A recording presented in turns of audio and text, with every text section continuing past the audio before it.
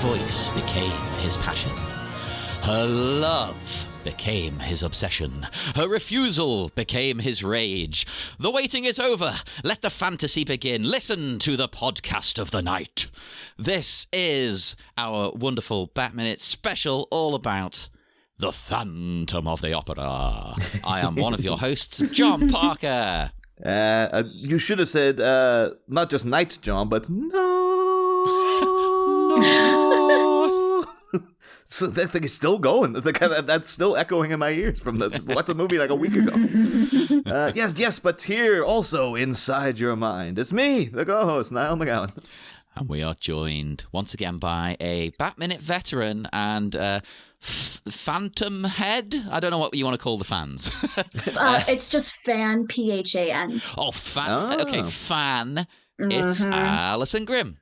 Hello. That's very early 2000s, like, oh, it's fat, PH fat. Like, now I'm a fan, PH fan. Yes, was I a member of multiple Yahoo groups dedicated to Michael Crawford and the Phantom of the Opera musical in like 2000? Yes, I was. I can see why. Like, let's clarify. By the way, this is the 2004 Phantom of the Opera. Oh, because this is Schumacher. Joel Schumacher. One of the things people forget, because I've mentioned it to several people that I was recording about it, and they're like, Joel Schumacher did that? And I was like, yeah, Joel Schumacher reviled for so many years for taking one unsinkable property that was massively successful and somehow turning it into a farce. And people forget that he did it twice. He also did it with Niall, you're tipping your hat there to how you felt about this. No, I have to say, I didn't think this is as bad as the reputation of it. No. It's not great, but I don't think a lot of that's Joel Schumacher's fault. I think it is the source material, to be honest with you. And just the fact that they've moved it from stage to screen. There's elements of, like, if you were in Broadway, if you were in a Broadway seat watching this on stage, you'd be enraptured. But I could see that. As a movie, it's a bit like, you can cut a lot of this. You know? Well, let's run this by you, Alyson, because you're a big fan in general, not necessarily of this one, but a problem I had, and I liked some of it, I disliked other parts, but the main issue is that after an hour, maybe an hour and a half, this is a long film, none of the songs are memorable. Like, there's a few bangers in that first sort of hour. Like, I really like the main, I don't know the names of the tracks, it's my first time watching this, the main Phantom theme, and I really the Phantom of the Opera. Yeah, and I really liked Think of Me, that one stood out. But then, like, the second half, it was just like a noise. See, I'm kind of the opposite, where if I'm going to sit down and watch it or listen to it, I will usually start it right when she sings Angel of Music and the Phantom shows up. I think I don't really think of me as fine, but I think the beginning is rather forgettable. It's just but I love the end. And the odd chance that anybody doesn't know, of course, though, this is an adaptation. The Phantom of the Opera was originally a book, like over 100 years ago. Gaston Leroux wrote a serial. Actually, hearing how it originally came out, I wish I could have experienced it that way, where it was published as a monthly serial. And it was basically a mystery of, like, all this weird stuff's happening in the opera. No one knows who's doing it. At one point, he was a crime fiction writer, I think. Oh, totally. At one point, Christine just disappears. And everyone's like, what the hell happened to her? And then it's only at the end that she's like, this friggin' ghost phantom guy came and all that. And then it's like, we're going like, could it be the producers are doing it? Could it be this weird Persian guy who keeps slinking around the opera? All this Not kind racist of stuff.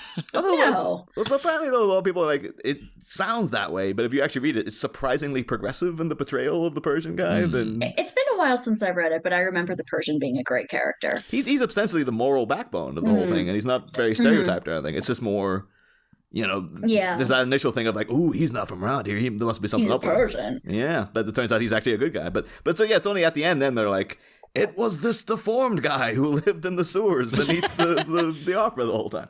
And if it's And then Andrew Lloyd Webber read the book and said, "That's hot." The weirder thing is that I've looked into how, because obviously then they adapted it loads of times. We talked about, the only other version I've seen is the Lon Chaney version. Oh, yeah. Because Tim Burton took a lot from that. For the first Batman movie, like the scene of her ripping the Phantom mask off is echoed, where Vicky Vale's looking at Batman, and he's kind of like in the Batcave and stuff. It's very, very similar. That's all I've seen of those scenes because someone did like a YouTube thing. Really? I've not seen the movie. No. Oh, the movie is great, but and then it was been adapted a bunch of times, and they came to Andrew. Some of the people behind Cats came to Andrew Lloyd Webber. And Andrew Lloyd Webber sitting on a mountain of cocaine. And they were basically like, Phantom of the Opera adaptation. And apparently he watched like that movie, and then there's one with Michael Gough as well, actually. And Claude Rains. Oh, and he watched it, and he was just like, I don't see it. I don't see what we could do. And then it was only like a couple months. The clue's in the name. It's the Phantom of the Opera. It writes itself. Right. It's already camp just from the title. Yeah. But it was like a couple of months later, he was in the middle of something else, and he found like the out of print original novel, and he read that, and he's like, "Oh, now I get it. Yeah, we can make something out of this." And then he went to Jim Steinman, who we know, John, because he wrote that Batman musical that never got anywhere. Yeah, the classic. Well, it would have been a classic. Yeah, but it wrote Bat Out of Hell, all that stuff. But he was in the most 80s move ever. Jim Steinman was busy writing for Bonnie Tyler, so he couldn't do Phantom of the Opera. Weren't we all? Yeah. I wish we could have gotten that. As much as I love Phantom of the Opera as it exists, I love Jim Steinman, and just the combination of those two, I feel like would be just exquisite. The likelihood that it would have been Meatloaf playing him on stage. I'm okay with that. I would 1,000,000% take a Meatloaf as the Phantom of the Opera. Well, I'm surprised he didn't do it after. Well, remember that live video? I'm sure we've both watched it together, Niall, of Meatloaf. And I think it's I Would Do Anything for Love, where he just basically starts essentially getting it on with the woman. Full on, he starts kissing her, and then it gets like, oh my god, they're gonna actually just have sex on the stage. And the music video for I Would Do Anything for Love is very much Phantom of the Opera inspired. It was directed by Michael Bay. Turns out. Yeah. Imagine though, he must have been like just sitting around, like, Jim Steinman, despite all his successes, like, I could have written Phantom of the Opera, and he's not seeing the Meatloaf videos influenced by it, and he's just like, God damn it. Although you mentioned in that and the 80s, I said how much I loved the Phantom of the Opera song. And I do. I think, it was so cool. It was like, it got me really, my blood pumping. But at the same time, it's so like, it sounds sort of early 80s. It's really cheesy. And I could imagine some people being like, this raging guitar solo at one point. Yeah. And the thing is, I was like, this is ridiculous, but I love it. Because it's just like, they're on a boat. There's a guitar playing. It's great. I believe the guitar solo, the electric guitar was added in the movie. I don't think there's electric guitar in the original soundtrack. And I think some productions now do it, but I think that was original with the movie. I could be wrong. I understand that whole scene is supposed to be like inexplicable in the film because I loved it because it was so bombastically silly. Like he's taking her into his lair, and there's lit candles coming out of the water. Yeah. Like somehow they haven't been extinguished. And people have said like, yeah, that's because on stage they do that to convey that it comes out of the mist. Yeah. Yeah, to convey it's a transition. But you don't have to do that in a movie. You could just have them be there already. But he does, and it's amazing. Yeah, because he's awesome. It's like, you know what? Throw in an electric guitar solo as well. Let's just go for it. Well, here's something else I've got to bring up then. We'll break it down a little bit more. But I think we talked about this, Niall, like on Facebook and stuff before we recorded. But, right, Alyson, you'll have to correct me if this isn't the case on stage. But in the movie, at least, right, I found the Phantom to be a horrible, horrible character, right? My impression, having never seen it before, was, the Phantom's like an anti-hero. But no, when you watch this, he's a creep. He's a sex pest. He's a kidnapper. He's a murderer. Like, you're just like, I want to sympathize with you, but you're a dick. Okay, so I was talking to a friend of mine before coming on here, and I was saying I want to like make one of those memes charting my progress over the decades, where when I first listened to Phantom of the Opera, I was a teenager. It's like, oh, the Phantom's so hot. Like, I wish he would take me away. And then I grow up a little bit. I'm like, oh, he's a sewer incel. He's a stalker. He's a sex creep. Yeah. And then I get a little bit older and I'm like, no, I want the Phantom to raw dog me senseless. I don't care if it's problematic. I guess that's the trajectory of the character. Yeah. Okay. Yeah. Like, nope, he's hot as hell. This is a horny movie. My one defense of him is that like he has been mistreated his entire life. Like he was forced into being a circus freak and stuff. He's not really a normal person. So it's kind of like when you're like 14 watching this, you're like, oh, I can fix him. Like, oh, he just needed someone to show him love. I could show him love. Although I don't think because we spent a lot of time in '89 pointing out like the comparisons between the Phantom and Tim Burton's Batman, because like, well, the both of them are like, particularly in the original novel, apparently Eric is never named in the movie, but his name is Eric. He's like amazing at everything. He's superly highly trained, and he's this guy in a cloak in the shadows and stuff. But his one thing that's stopping him from being like the most amazing man in the world is that he's got this deformity that he can't get past. Like it's in his mind more than the other people mistreating him, which they also do.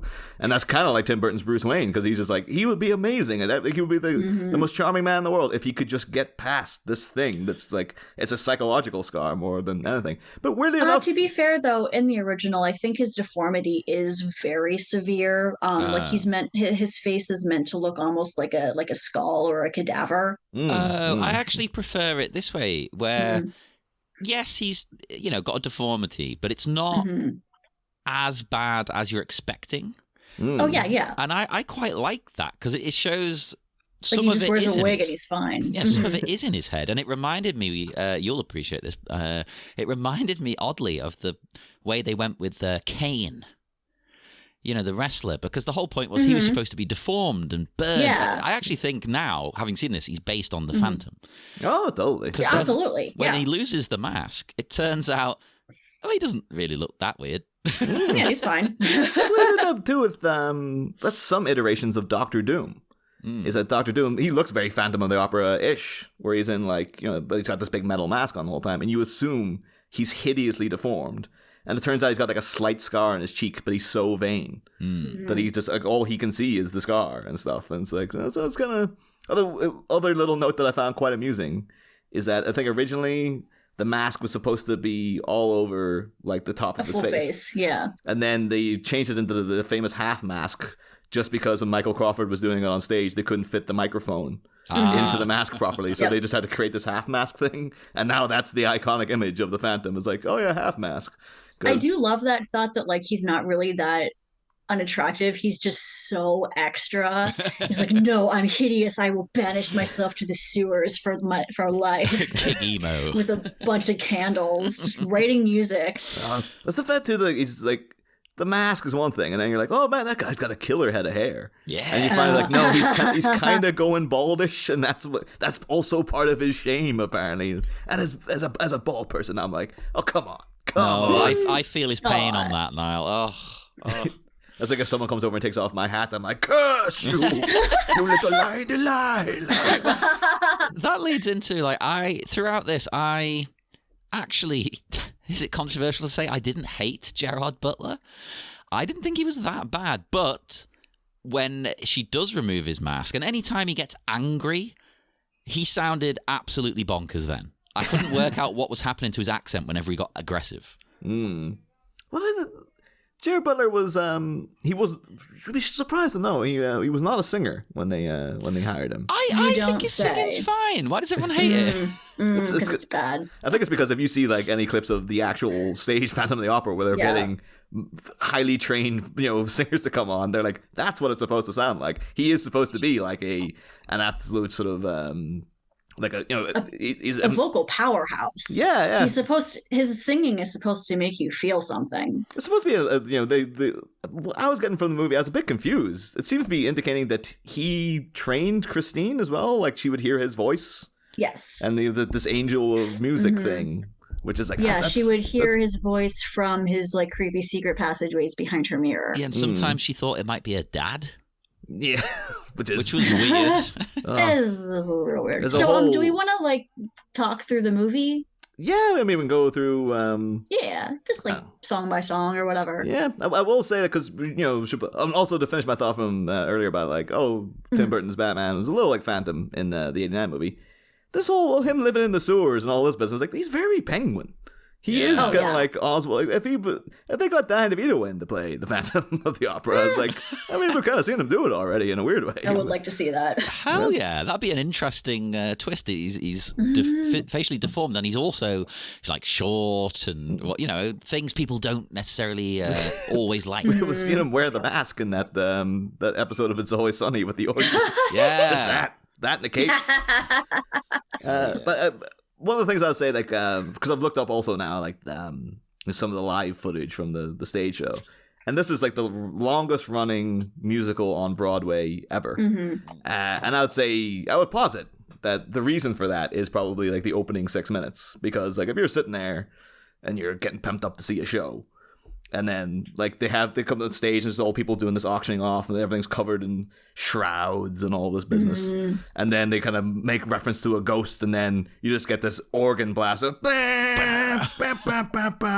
and then It's so much. yeah, and they reveal this giant chandelier that goes across the audience, and I love how they did it in the movie, like where they start where it's like you're watching like old-timey footage and it looks really grainy. And then when the orchestra, the overture starts and it just goes into color, like it's such a great moment. I really liked that. But even better than it just turning into color, the way it does it, it's like the light coming out of the chandelier as it falls on things, it adds the color. It's like, yeah. That's and I can see from like if you saw that like, at any point it live, you'd be like, this is the greatest thing ever.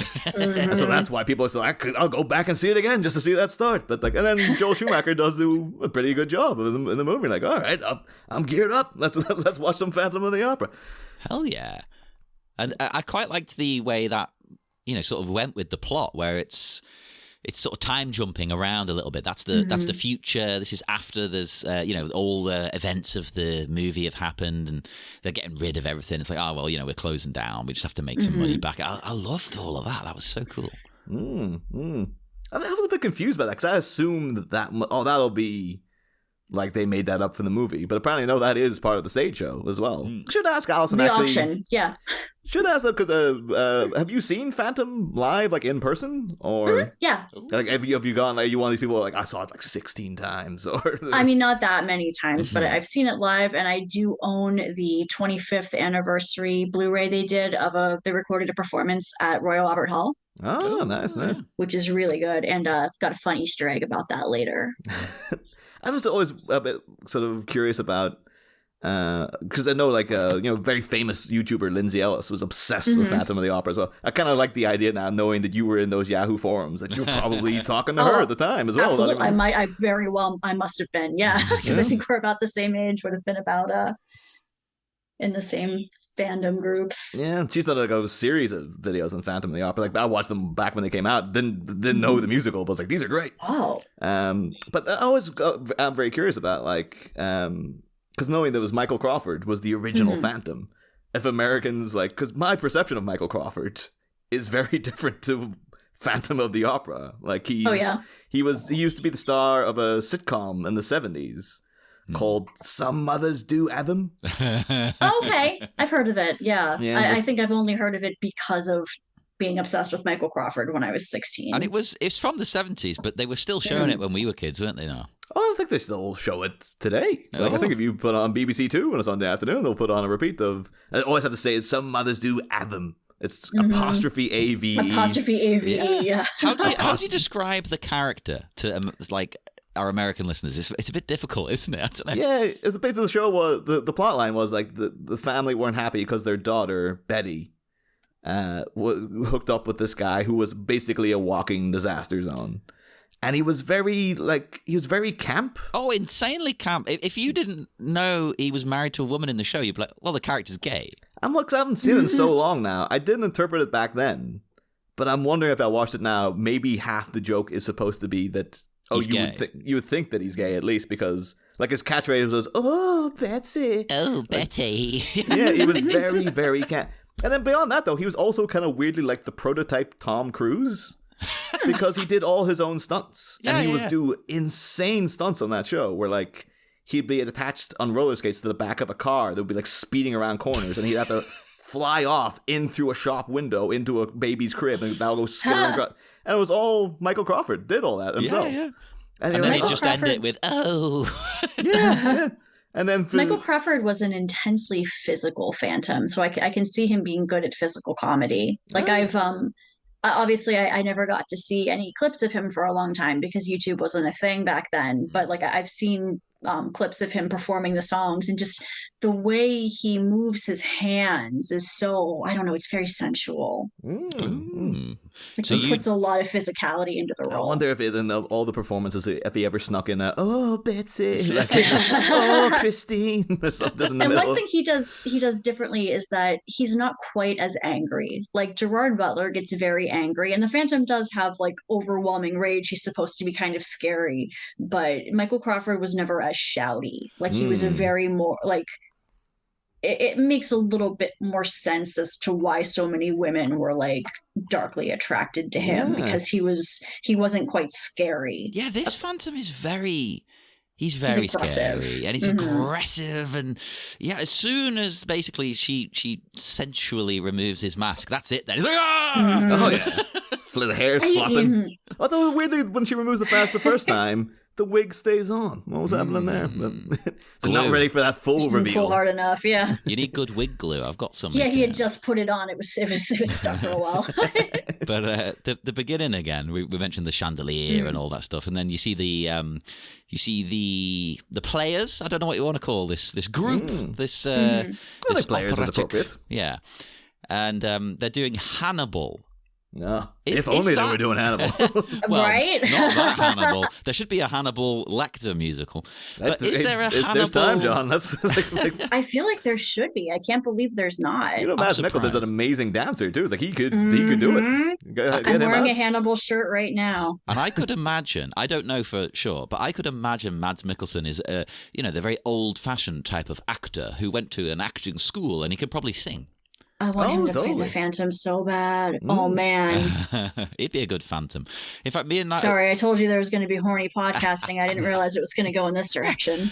I think we actually brought this up. We were recording something the other day and we brought this up, but we've said for years that basically we want Michael Shannon to be Frankenstein's monster and we want Mads Mikkelsen to play Dracula. Yeah. Oh, my God, yeah. Why hasn't this been a thing? This should have been the dark universe that they were building all those years ago, but because he's got everything. But basically, his Hannibal is a bit of a Dracula. Basically, I just want to see the man in a cape.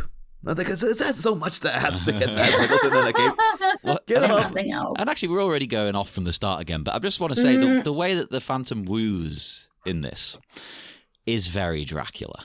Oh my God, yeah. It feels almost like he's got kind of magic powers, but he doesn't. But it's that, like I am seducing, mesmerizing. Yeah. I think that was part of the. So I've seen some people do like comparisons between like, well, what's wrong with this film in comparison to the stage show, and the one big thing I'll be like, oh yeah, I can imagine that would work way better.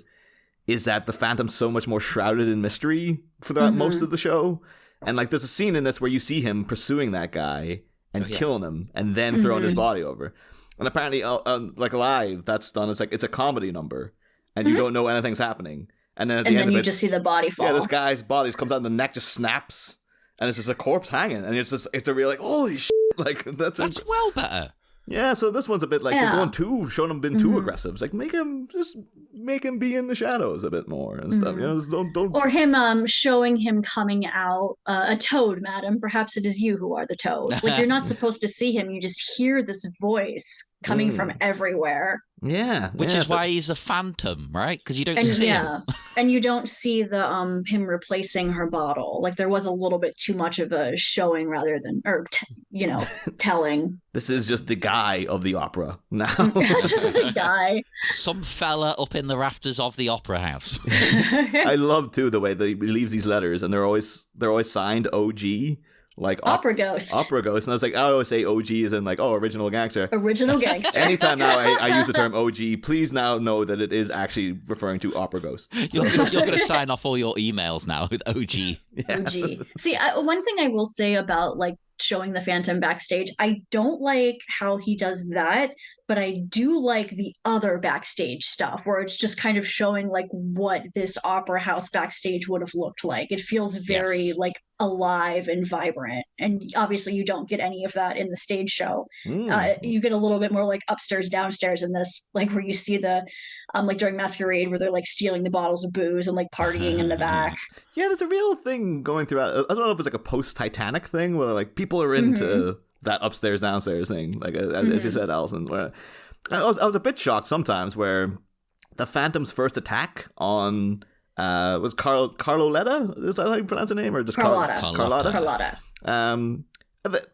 I was baffled as to how like people weren't fired, because they look up and it's like the guy's there. He's like, "Oh no, it wasn't me. I wasn't at my post. But hey, maybe it was a ghost." And you'd be instantly like, "Oh, Joseph Bouquet, you scam!" It's like either it was you and you're lying, or you weren't at your post and you're fired. Like, Either way, you're a screw up. But I get the vibe that no one, the managers are just like, we just need everybody we have, and everybody here hates her. So what are we gonna do? Like, it seems like management is so screwed up. You can pretty much get away with anything because their only goal is appeasing Carlotta. Yeah. Well, I know in real life, if you knew Carlotta, you'd probably hate her, right? But in the context of this film, she's my favorite thing in the whole movie. She's amazing. She is easily the best thing about this movie. Oh my god! Every moment she was on, I was just like, love it. And she sounds exactly like a girl I work with who's from Italy. And it's like, oh, this is her. Which is funny because I made a note about these accents. Like, the accents are so much. Well, that's the thing, because she's acting against like Simon Callow, guys constantly on British TV. Yeah. Kieran Hines, who admitted he was in like, he's into Hollywood. He's in like Ghost Rider too and stuff. Yeah. Never usually is sort of sprightly as he is in this. But very recognizable English actors. But even then, Minnie Driver playing Carlotta, because she was Oscar nominated for Good Will Hunting and stuff like that. But she of course was like she's an English actress. Started off in English comedies. Like she was on The Day Today and Knowing Me, Knowing You with Alan Partridge. I mean, two of my favorite things ever created, right there. Yeah, as we brought up several times. During the Batman Forever season, talking about Jim Carrey, like how problematic Ace Ventura is. And they basically do that same joke with her character. She's basically the Sean Young in Knowing Me, Knowing You, but they do it like the right way. Yeah. Where it's just concentrated on how much of an asshole Alan Partridge is being about discovering that like this person he thought was attractive actually is a trans person and stuff. It's about his prejudice so that you're laughing at him. Yeah. So it's rather than that's not. The joke is he's being a twat about it, and she's actually walking away with a lot of dignity and stuff. But that's remarkably progressive considering how many TERFs seem to come out of that country. Oh God, yeah. I don't know why. It's bizarre. Turfistan over there, man. Yeah, no, it's definitely like I'm still getting over Graham Linehan. It's just like he was so good. What the hell's happened? Why couldn't he just not say anything? Like, even if you're thinking these things, just shut up. Yeah, he just keeps doubling down and doubling down. I was like, just stop talking about it. But many like just the wave of realization of that she was like, oh, I get what this movie is. Yeah. And I love that they dubbed her singing voiceover. I wish they had done that for the others. Yeah. Well, and then she gets to sing the song over the end credits to be like, I can sing. See, I can sing. Yeah, I was in Tarzan. And you realize. And I made a note that I think Patrick Wilson, who is a baby in this, like he looks so young. I didn't know how to feel about it because it was just like Patrick Wilson is a man who he always has a 10-year-old daughter in something. He's always been on the job for about 25 years. And he's so youthful. And he's like 30. He's 31 in this, but he looks like a 20-year-old. The ages get really because it was Emmy Rossum was like 16, 17. My age. She was 16 when she shot this. Yeah, she was a minor, and Gerard Butler was like 34. Yeah, and that was the thing though. Andrew Lloyd Webber has said like I thought Butler was miscast because the Phantom's supposed to be quite a bit older than Christine. It's like he is. Yes, he's twice her age. I mean, when you're 16, I could have a 16-year-old. Oh, that's great. So, I kept interrupting you there, Alyson. You're about to. what was I going to say? Oh, I think Patrick Wilson is the best singer out of the three. Rewatching it, I don't think Emmy Rossum is a bad singer, but Christine is also supposed to be an amazing voice. Like when she starts singing "Think of Me," it's like everybody stops and looks because she's so good. And her voice is fine, but it's a little thin. It's a little weak. See, it's tough for me to judge because I like musicals, but it's always weird, quirky, alternative, like Hedwig and Rent and things. Yeah. So I'm not coming to it from the same thing. So me watching this, I'm like, she's great. I don't know. I have no comparison. I think she's good. She's just not. Yeah. There's the. Yeah, she's not as good as she should be. And this is what. When I saw this, I was used to Sarah Brightman and Rebecca Kane as Christine, who have like very rich voices. Like you can tell they're singing with their whole body. That's was one of the things though with Andrew Lloyd Webber, because that was a big tabloid thing at the time. He's always been. People kind of regard him a bit like he's very Eric-like in his weird way. Oh my god, yeah. Because he had a thing where like he met Sarah Brightman doing Cats. She was just like one of the backup people, and then he heard her sing, became obsessed with her, and said, "I'm gonna make this ingenue a star," and then I'm gonna marry her. Wrote a musical about it. Yeah. But that reputation kind of stayed with him because then he left his wife, she left her husband, who they had families and stuff to be with each other, and then the tabloids had a field day with it. And to this day, like he did reality shows back in the height of like Saturday night reality shows with like X Factor and stuff like that. But it was always to like the BBC would be casting like a new version of Christine, for the West End, and they always brought him out to the Phantom Overture.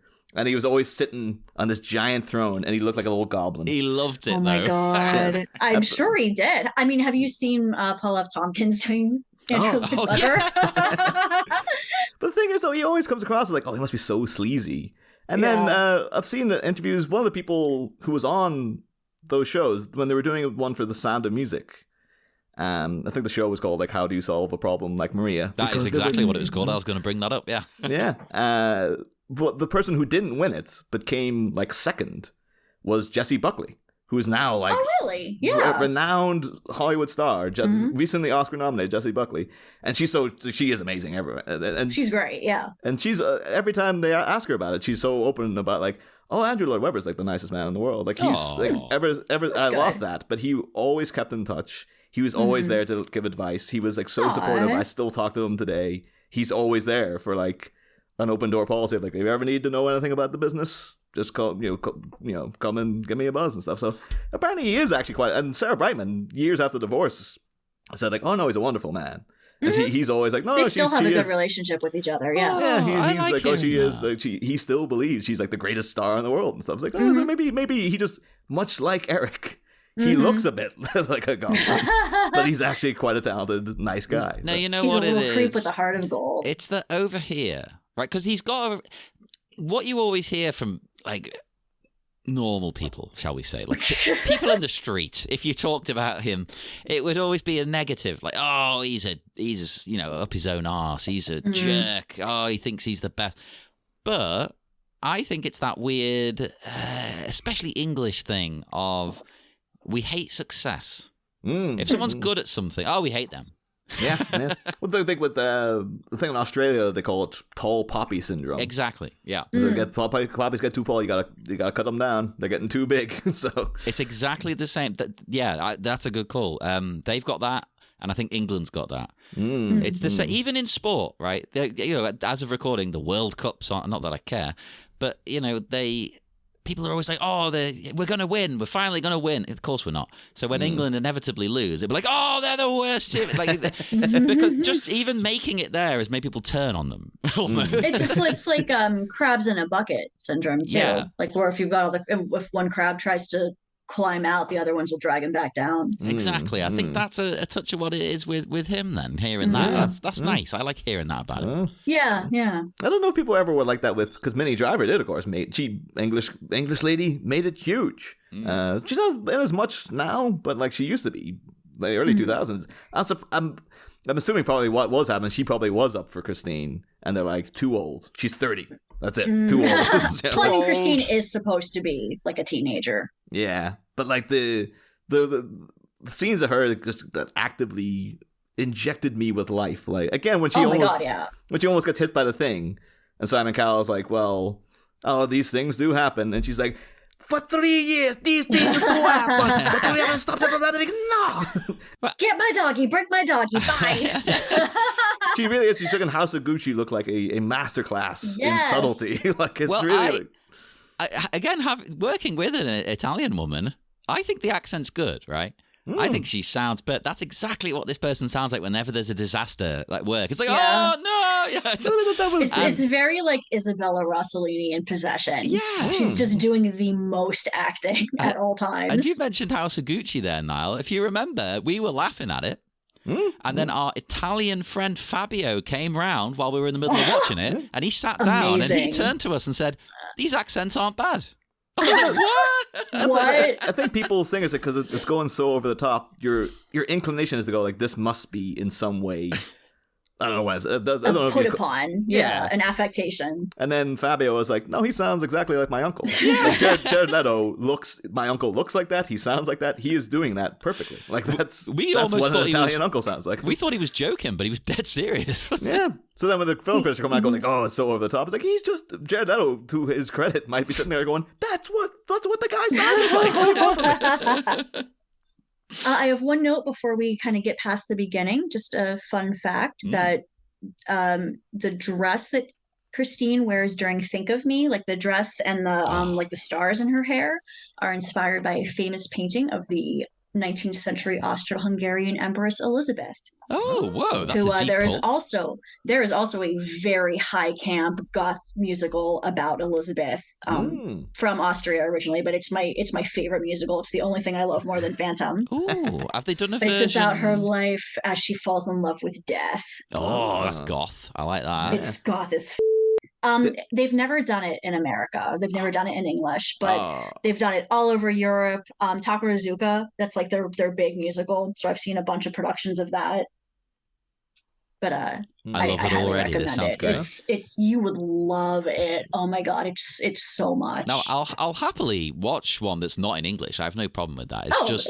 It's just that sometimes if there's a lot happening on the screen, obviously it's a bit harder to then follow both the subtitles and and also sometimes with songs subtitling, it's more difficult to try and capture the spirit and the feeling and even the rhyming if you're rhyming stuff. Oh, absolutely. Yeah. Should ask though, Alyson, because when the stage production was a huge deal in the 80s, there was obviously like a billion terrible, like one of those ones that they're like, oh yes, we have Phantom of the Opera on VHS, and it's always like, I think did you partake in like watching all the knockoff ones? Because there was one there was one with Robert England in 1989 where he was. Oh, I have seen that one, and you know what? I did see the miniseries with Charles Dance. That one's very good. It's not the musical at all. It's more of an adaptation of the book, but it's excellent. Oh no, but I think Charles Dance is a great Phantom. Yeah, just even saying those two words together, like Charles Dance Phantom's like, totally makes sense. Yeah, I know they did the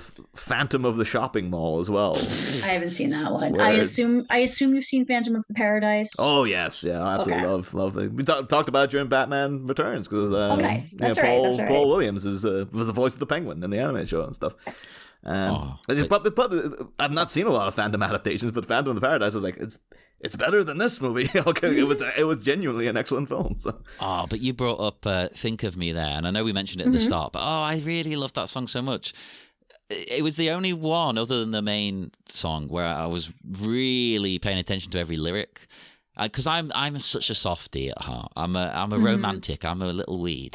I was like almost in tears. I was like, oh. I mean, all I ask of you is the same way. I keep a playlist all year long of the songs that I've connected to, and I added that instantly before it was even over. I was like, add to playlist. So in terms of the plot, so we get the first letter arrives. Love the it's so extra. Oh, the seal. Like, the seal is a skull. It's like a big raised skull. How does he get a seal that raised? Because normally they're quite flat, aren't they? That thing is like popping out. That's literally like he just soaked a skull in ink or It's in opera wax. ghost magic. Yeah.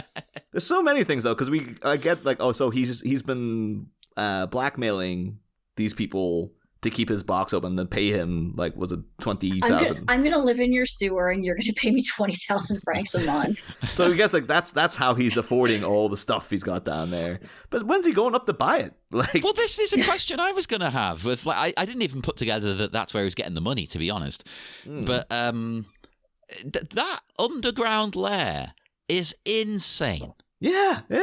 How does that exist? It's based on reality. There is an underground lake in the Paris Opera House. That looks like that.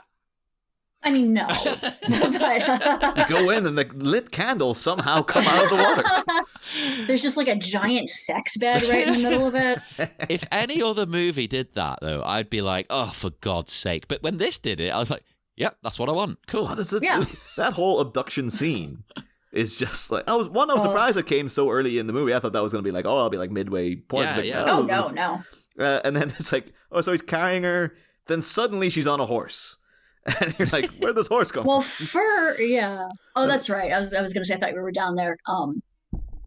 Never mind. Continue. So then she's on a horse for a bit, and they're singing, and then they're on a boat. And it's like, oh, wow, this is like, I was expecting to cut them like, now they're on a mountain, and then they're hang gliding across somewhere. It's like, man, this place is far away. Well, you mentioned the letter, so we'll get back to that. So he does the letter, and then how do we make this quick? He's singing. She hears him all the time, like, oh my God, it's the ghost of my dead dad, or the angel of music. She seems confused. Yeah, her father promised that he would send her the angel of music. So, like, maybe she thinks it's her dad at first, and then she's like, oh no, wait, it's the ghost. And her dad, you see the photo of her dad?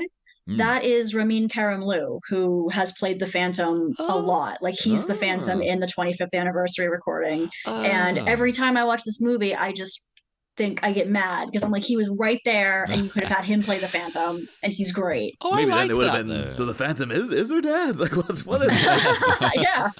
Maybe that's what it's trying to tell you. Yeah. Because there is a bit where she does think it's her dad. Again, later on, it gets brought up, and I'm thinking, Angel or father, friend or phantom. and I'm staring at him, going, but they're not that different in age, are they? How does this make sense? We should have had, like, again, Danny DeVito coming in. Andrew, we got to put a song in the musical that do not diddle kids. Don't Don't diddle your dad. Then again, with current trends on adult videos, I suppose the whole family thing. It'd have to be stepdad, though. Yeah. But yeah, so the whole abduction scene, though, it's very Vicky Vale goes back to the Batcave, even in like the cloak coming up and the like. Except Batman doesn't have a life-size Vicky Vale sex doll.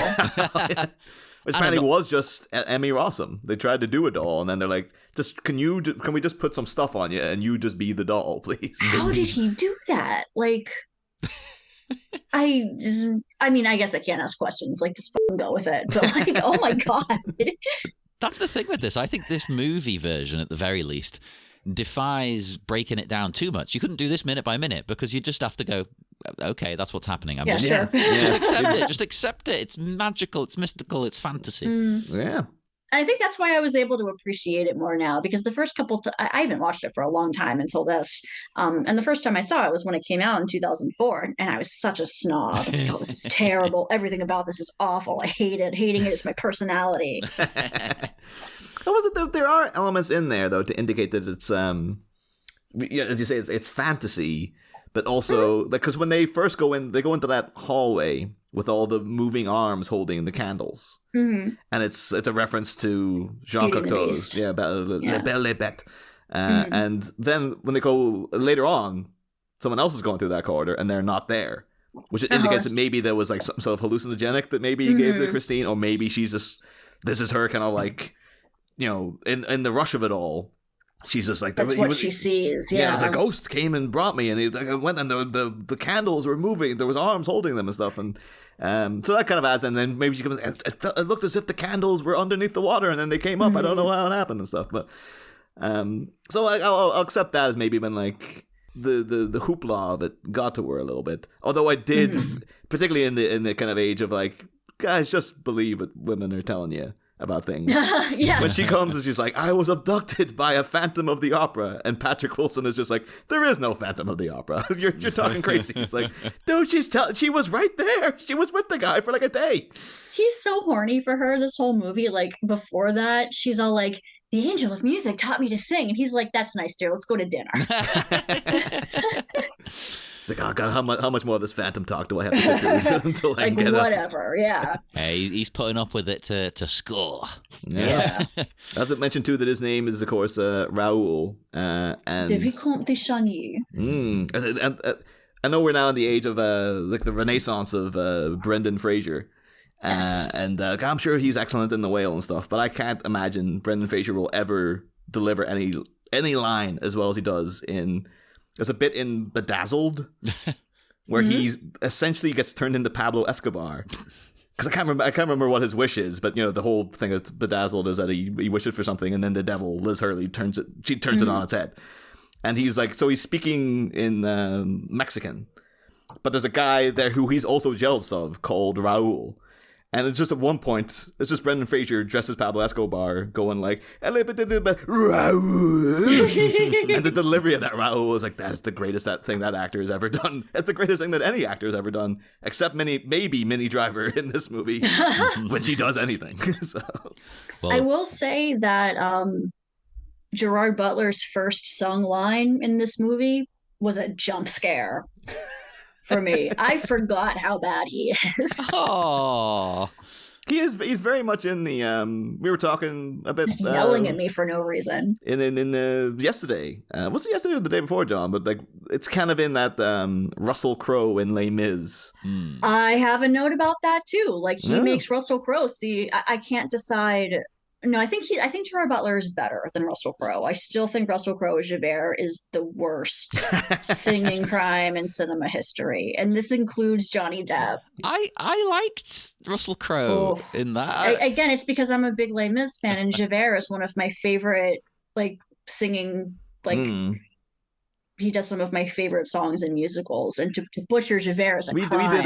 We did a version of Les Mis in my secondary school, and the technology teacher played Javert, and he was a better singer than the high school's production that I was in had a better Javert than Russell Crowe, or most of the people in it were better than the cast of the 2012 Les Mis. Hey, I went to karaoke. I went to a musical karaoke a couple months ago, and there was a guy who was better than Russell Crowe.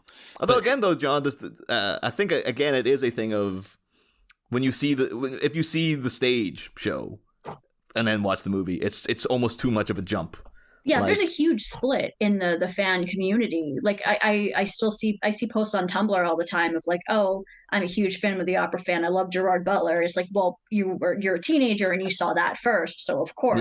Yeah. Versus people who were big fans of the stage show beforehand who were bigger snobs like me. Yeah. So if you see like, again, just the opening scene of Les Mis at the West End, and it just does the big bum bum bum bum bum bum, and you're just like, oh, the grandeur, and then you get Javert coming out and doing it like, and I'm Javert, like a real no, you're rattling your teeth in the back row. He's that good a singer, and then you go, then you hop to Russell Crowe to, and I'm Javert. It's just like, when he's dressed like Britney in the Toxic video, when it's just very distracting. Of course, Tom Hooper would go on to perfect musical cinema with Cats a few years. Of course. So. That's the same way I feel about Johnny Depp and Sweeney Todd. Like, he acts the part well, but he doesn't sing it well. So why make it a musical if you're not going to cast somebody who can't sing it? Well, it fits the character. That character would sing that way. And I know it's not the same as the stage show. Same with Mrs. Lovett. Those characters, they sound more real in that film. Yeah, that's you sound that's exactly what my husband says about it. That's the argument he gives me every time. Yep, I'm just wondering can we mount a stage musical starring Russell Crowe, Gerard Butler, and Johnny Depp, just all together? Steven Seagal can come in and do the music behind them. It could be a reality show where they're all trying to vie for a part. Andrew Lloyd Webber is the judge. Yeah, Chris actually asked me. He said, "You're forgetting James Corden." It's like, actually, his appearance in that movie was like a crime against my soul, but I feel like he might be a better vocalist than Gerard Butler. Like I'll give him that. That's all he gets. No, no. Like he is a guy, I think he's like, oh, I'm a trained singer or whatever. It's like, yeah, I guess. Yeah, but I hate everything else about you. I was like, I'll give you that. You got the qualification. That's okay. You're better than Russell Crowe as Javert. That's barely saying anything. Should mention though as well, though, considering like the legacy of this movie. It was in development since 1989. And in 1989, Joel Schumacher was pegged to direct. And it comes out like, 15 years later. Was he just a super fan or something? No, it was apparently Andrew Lloyd Webber watched Lost Boys. Oh. And he specifically loved the use of music in it. So he saw Tim Capello playing that sax in front of the bonfire, and he's like, whoever made this is the man for Phantom of the Opera. We want this to be the gayest camp ever. Yeah. But like super goth. You listen to like Cry Little Sister from the Lost Boys soundtrack. It has a big organ, it's like, oh, that's very Phantom of the Opera. Yeah. Like so I totally get why he would be like, Joel, you are the man. And Joel Schumacher was like, yeah, he just hung on until, I think there was just a thing of like, and you see it all the time now whenever there's a hit musical where they're like, you can't make it a movie straight away because then people won't go to see the show. They'll just watch the movie. So you got to wait a couple of years and stuff. And yeah. Although you mentioned the organ there, and that's when the kidnapping happens that you also brought up before. That's when the Phantom of the Opera song comes on, the one I said how much I love. Yes. Oh my God. And all I could think with that organ and everything was, I love one of my favorite bands of all time are The Damned. And normally they're like a punk band.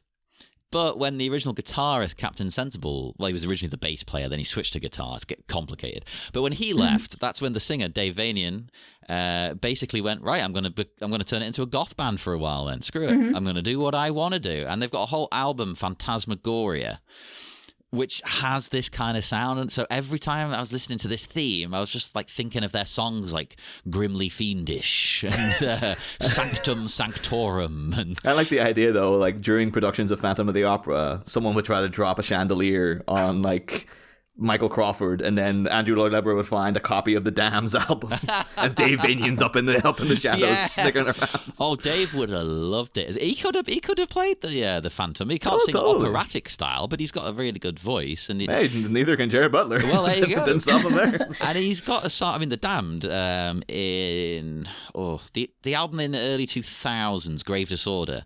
There's a song all about how much he loves old horror movies. It's called The Beauty of the Beast. And it's singing about like Lon Chaney and all these kind of characters. And he just mentioned the Phantom of the Opera in it. So there you go. That's him trying to bring a bit of that back now that they're a punk band again. He's like, well, yeah, but we need a song about old movie stars and also one about absinthe. So like, okay, sure. Oh, I have another note about the Phantom's lair is that he's got giant shirtless male torso statues coming out of the water. Who doesn't? And you better believe they have nipples on them as well. If I'm making an underground sex lair. Yeah. It's like Joel Schumacher's like, you ain't stopping me. I don't care how much fun you made of it. I'm putting in... I'm not even giving them heads. I'm just giving them torsos with nipples on. Well, considering the character is a creep and he's kidnapped a woman and he's a weird incel who's obsessed with her, considering that, he's actually quite respectful of her once he's got her. Yeah, very much so. Yeah, he carries her to the bed and lays her down. I was like, oh no, what's he going to do? I was worried. I honestly can't tell. Does he take her stockings off? I feel like when she wakes up in the morning with that like perfect smoky eye, it looks like she's not wearing her thigh highs anymore. Oh no, now I'm concerned again. So no, they do have... There was a sequel musical as well. Oh, don't get me started. Yeah, what's it called? We're not talking about Love Never Dies. Love Never Dies? No. One of the... Again, such a Bond movie title as well. Just read the Wikipedia plot summary. Oh, no, my absolute favourite thing from that Wikipedia, I sent you this, Niall. Oh my God, this killed me. Because loads of people were saying how bad it was. Oh, it's awful. And this on the Wikipedia, it says, the sequel was delayed because Lloyd Webber's 6-month-old kitten, Otto, a rare breed Turkish van, climbed onto Lloyd Webber's Clavinova digital piano and managed to delete the entire score. Lloyd Webber was unable to recover any of it from the instrument, but was eventually later able to reconstruct the score. That cat tried so hard to save us. Yeah, that cat had witnessed cats. It was like, never again, never again. That killed me. But yeah, the one scene I keep seeing, because again, Lindsay Ellis reviewed Love Never Dies, and the thing she got really hung up on is that there's a bit where Christine has a 10-year-old boy, and the Phantom eventually figures out that, like, wait, he's 10 years old. It's from we were last together 10 years ago, after the climax of the show that you all didn't see. Christine came back, and we totally boned, right? Yeah, you know. And then she left again. And I haven't seen her since. I love the way as well that had a working title of The Phantom of Coney Island, which is a lot less romantic sounding. Yeah. And then it's the whole thing with like Raoul's like a gambler and an alcoholic, and I don't want to. So now we are going to have to cover it. I'm sorry. All right, We're all gonna have to now. buy tickets. I'm assuming it's shut though, because I know Phantom. Oh my god, stuff. yeah. Yeah, but you can. There's a hear recording. the soundtrack. Yeah, there's a recording of it. No, but there's also a video. They call it a movie, but it's not. It's like shot on stage. You know, like Hamilton like a pro was. shot. Yeah. Yeah. Still waiting for the Beetlejuice one so we can review that, because like I'm assuming it'll come to England eventually, but I'm not holding my breath. I don't know. We've still got that bootleg we can watch, but that's a bit. Also, remember too, area. John, Heathers the musical is coming back to Liverpool next year, so we probably should go down and live on the scene. I don't need to see Heathers the musical on stage. I've watched Riverdale. As a fan of Riverdale, despite thinking it's garbage, you know, it is garbage, but I love it. It's awful trash, and it knows it. Yeah, same thing as this movie. Yeah. It knows how campy it is. Here's one thing I have to throw out here too, and you might appreciate this too, Alyson, because obviously been a big fan of Titanic as well. And in Titanic, they have that guy who the setup for this has been, we talked briefly about like how negatively people reacted to the nipples on the bat suit. I've been holding on to this since that comment was made. Like, so I've been listening recently to an excellent podcast series called Download, with W instead of an A in the load, and it's the rise and fall of Ain't It Cool News. And it's all about, like, basically how Harry Knowles went to the top and then his entire downfall, and also the entire site. They cover everybody. And that's, we talked about it last season, but there's an episode dedicated to, like, basically the negative reviews of Batman and Robin are what made it fail. The ones on Ain't It Cool News specifically began the news early. But knowing then Harry Knowles had such notoriety around Hollywood, and you see in Titanic there's that guy who's on Bill Paxton's ship. Lewis looks exactly like Harry Knowles. It feels like James Cameron's making a little Harry Knowles joke. When it cuts to the flashback, and knowing that Joel Schumacher knows who Harry Knowles is because of all the negative flack that came from Harry Knowles' site to Batman and Robin, there's like, you know, all these people mocking the Devil Child, who's like, you know, the child phantom. And there's a dude who looks exactly like Harry Knowles in there. Really? And it was really distracting me, because I was like, is that actually Harry Knowles? Because he looks, it might be Lewis from Titanic. It might be Lewis, yeah. And that was, I couldn't help but feel like that's Joel. Like, he's always so peaceful about things. He's always such a, you know, it's always hard to watch people review even Phantom of the Opera because they're so vindictive towards Joel Schumacher. It's like, he was such a nice man. Leave him alone. But I do feel that was his little knockback of, like, the guy who's there mocking the Devil Child, like the hideous crowds, the critics.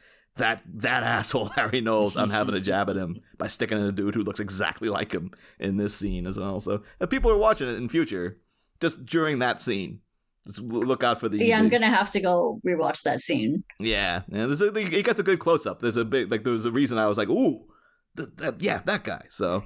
So it was long-winded setup to that story, but I'm just putting out there. I think that's what's happened.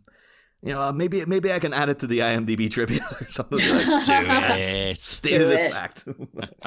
Now, so go ahead. I was just going to say that, you know, with the kidnapping and everything, she's underground. She wakes up in the morning. Blah blah blah. Does she not find any of this creepy? Like, she seems perfectly chill with everything that's going on. Nothing is phasing this woman. Wouldn't you at least, even if you thought he was hot, you'd be like, look, this is odd. Yeah, I don't know. I was gonna say she's got them like 17-year-old hormones. Yeah. Yeah. when he's showing off his sweet crib, she's like, wow. She looks really dazed. It is pretty cool. I mean, that bed, jeez. Oh yeah, that's a fucking bed. And as alluded to earlier in the episode, when she goes to sleep on it, he does this like, music of the no.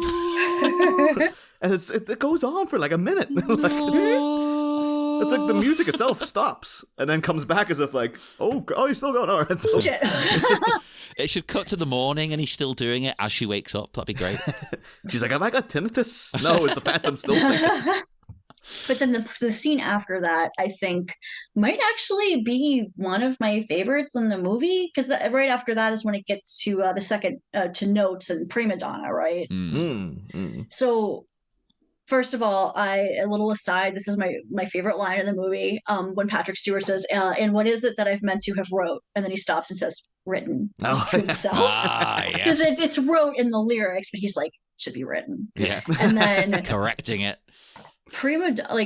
Everything about the prima donna sequence is so good. I feel like, so in the stage show, Masquerade is obviously like the big show-stopping number, and I like what they did with it in the movie. Like, I think it looks cool just like on its own separately, but I feel like it's too understated. Like Masquerade is supposed to be a big colorful number, and I feel like prima donna in this movie is Masquerade, like what Masquerade is supposed to be. Yeah the prima donna is the one that begins as well with one of my favorite deliveries where they're trying to convince Carol Otter to come back, and then it's just like, well, we need you, your audience needs you too. And then she does the amount of rolling of the R's. It's just like, wouldn't you rather have your precious little ones, It's just the disgust on her face that she's saying. I was like, oh my God, she is so good in this.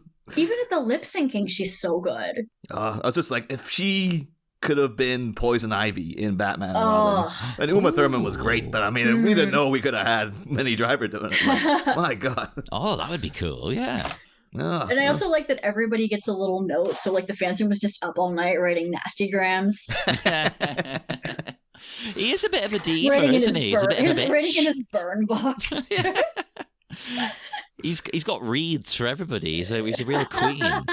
I do love that that's his petty plan as well. It's just like, I've written a musical, and you're all going to perform it. Like... A musical about Don Juan. Yeah. What? I did not see that coming. And he forces them to do it and forces them to cast it the way he wants. Well, tries to. It's like everyone's like, is this how easy it is to get a show going? It's like, maybe I should just do this. I can be a Phantom for a while. But they've been talking about the Masquerade season, or not season, song. That scene, though, you might have felt the same way, John. It's just like seeing all those people. I was just praying for some Susie Sue to kick in. Yeah, it's such a vibe of. And remember in Batman Returns, there's a little reference to. I think it's either Mask of the Red Death or the Phantom of the Opera, where like before Selina comes in. There's a dude in a big, like, flamboyant red cloak with a hat and a skull face mask. And it's exactly what Vincent Price wears in The Mask of Red Death, but it's also in, like, the original illustrations from the Phantom of the Opera book. It looks really like that as well. So it's Tim either doing Phantom or Mask of the Red Death, or both. But the other thing, though, is that as soon as I saw that scene and everyone's dancing around, I was also thinking... Back streets, back. Oh my God! Yes. Yeah. Classic. Yeah, this is because they were doing Phantom and that. It's like it just looks like that. What do you want from me? My favorite part of that song is the way, and no homo. The way it's perfectly fine for guys in that song to ask their buddies, "Am I sexual?" And they're like, "Yeah, man, yeah." I mean, this is Joel Schumacher directing this. Like he's probably like at least 25% of the people on screen in that scene. He's probably had sex with. Like that's just Joel Schumacher's way. He has to keep his batting average up. He probably had sex with every single person on this cast. Yeah. And there's a whole bunch of like little. That's where you get to go a little bit crazy with his Easter eggs because there's these guys who are like. If I remember, of course, Joel Schumacher wrote The Wiz. Oh yeah. Because he comes from musical. He obviously started off in costuming and set design, but what was it? Sparkle. He wrote a musical in the 70s, And then goes Car Wash, which is, was kind of musical in a way. But then he wrote the script for The Wiz, which was then weirdly directed by Sidney Lumet. It's like, this is a bizarre movie. But have you seen The Wiz? At the end, there's the bit where all these guys, like the people who are all been enslaved by the Wicked Witch, all strip off and they're basically painted gold. Oh. And they sing this, "When you feel the brand new day." And there's guys in the masquerade scene who look exactly like that. So again, that's Joel going, there's a little reference to something there. There's the clown, the Clussy hanging about all the ladies dressed as the clowns. And then apparently there's a bit where all the people with cat masks, they at one point strike the exact pose that the poster for Cats did back like when they were promoting that on Broadway. And so, yeah, Joel's throwing in loads a little like, well, this masquerade, I'm having fun with it, But I like that. That's awesome. Yeah. And it makes me want to watch Cats again. Should make it an annual thing, I feel. I think so. Watching Cats. Why not? I've seen Every it year twice. we have to come back and review it, Alison. You've my signed the God. contract now. I've seen All it right. twice, and after watching it each time, a horrible disaster has happened. Maybe I shouldn't watch it again.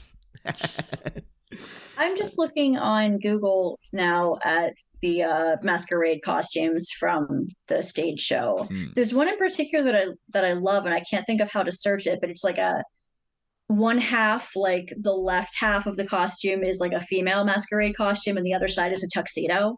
Oh, It's that like sounds split cool. straight up the middle. It's such a cool costume. I've seen people do that kind of thing at like drag shows and stuff. I didn't. Yeah, maybe yeah. it's a reference to that. It very well might be. It's if I can find it, I'll send you a picture of it. But if anybody out there watching has never seen Masquerade in the original show, I recommend looking it up because it's such a great number. It's supposed to be really colorful, and I mean it's good in the movie. I like it. It's just it's not big enough. The whole movie does feel it's quite sumptuous, but also a bit flat.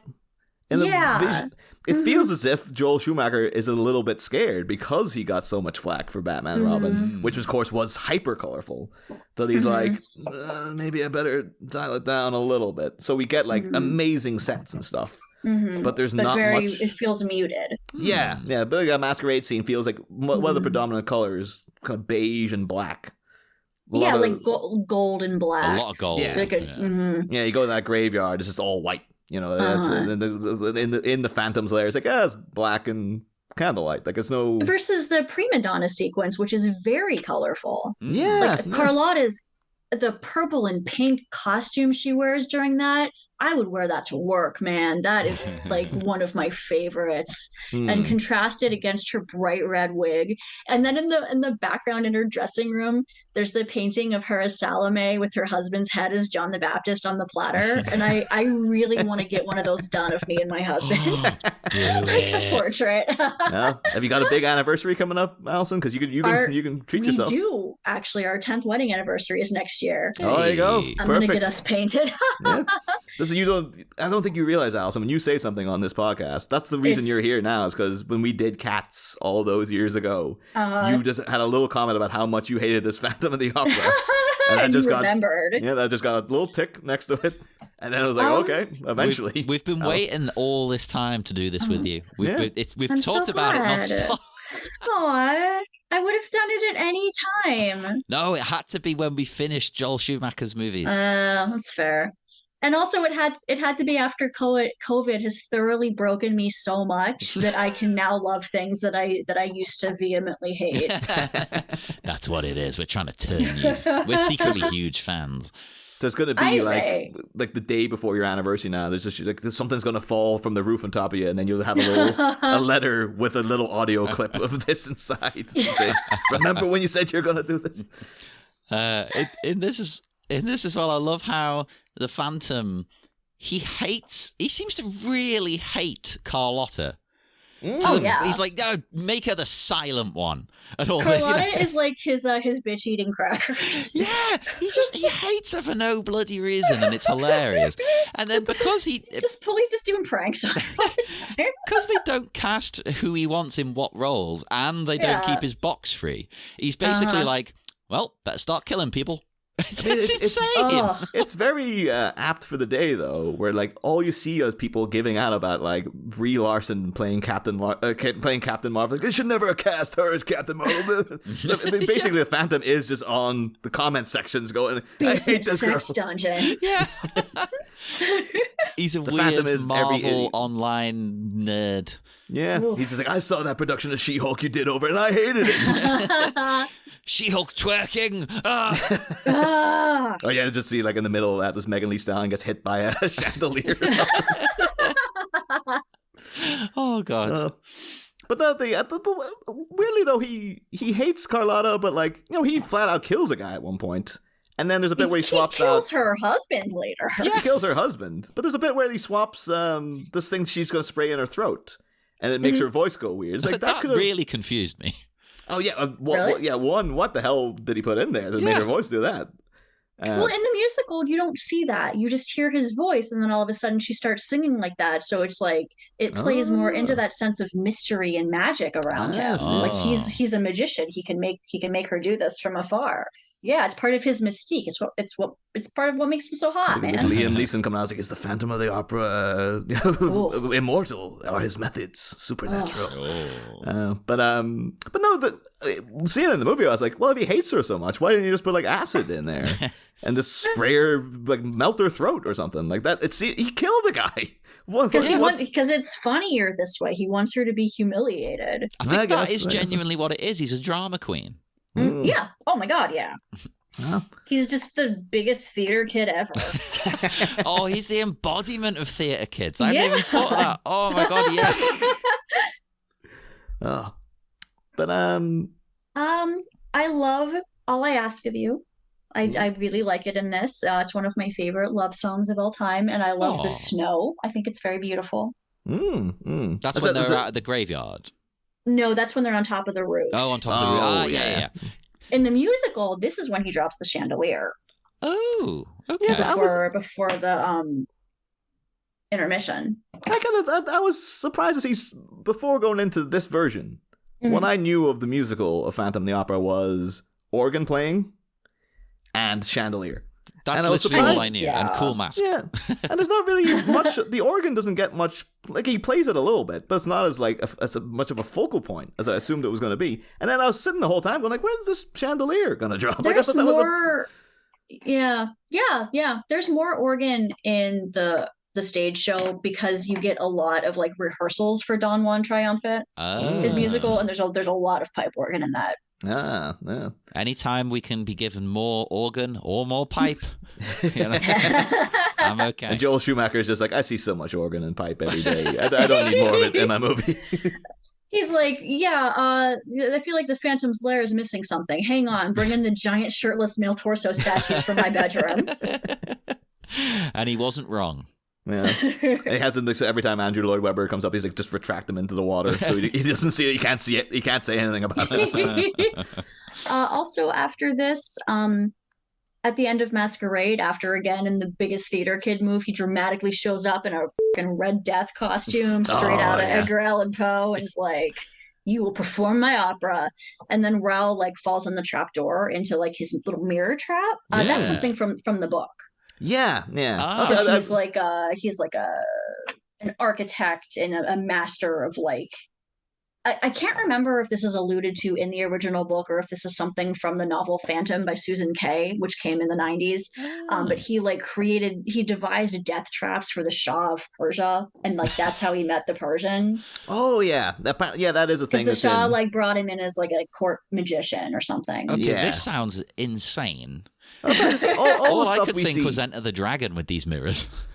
You should read the novel Phantom then, because it's like a fan fiction retelling of Eric's life from birth, but it fits so well with the tone of the musical. There's a whole lot of little details. Basically, everything we know about Miranda Richardson's character in the show. Yeah.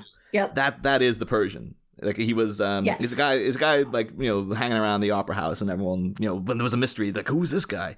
And yeah, I think it is in the original book. It's explained that so Eric went and worked for the Shah of Iran for a while, and I've seen people constantly refer to the thing he does, and he does it at the end of the movie to Raoul.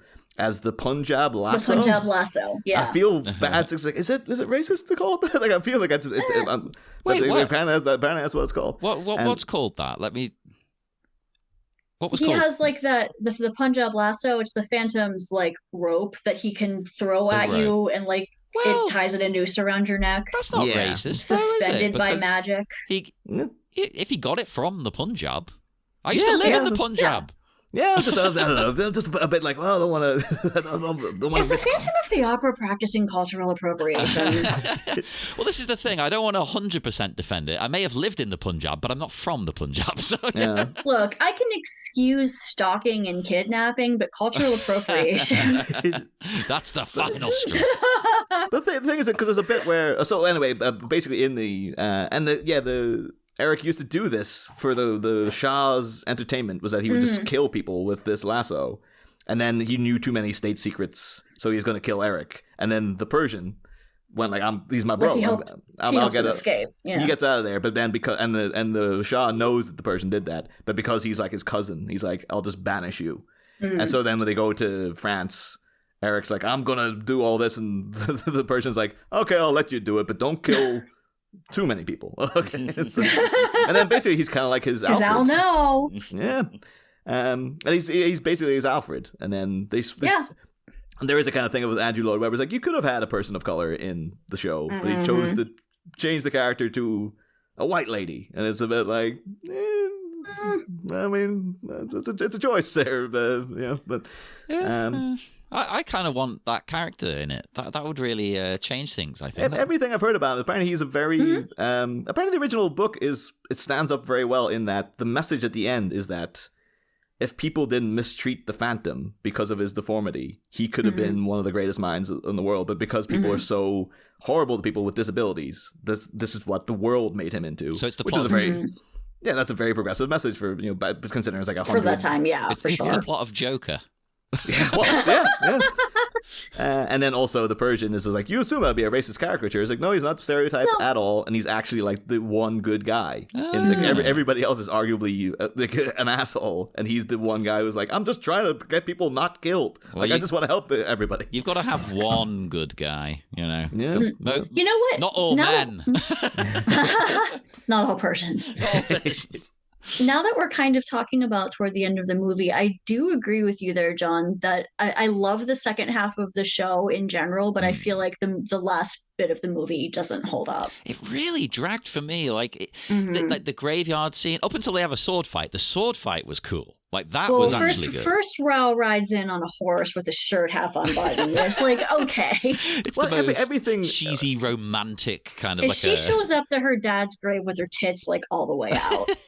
And that little lacy, It's like, it looks like it's freezing cold out there, but like, oh no, you got to get the cleavage out though.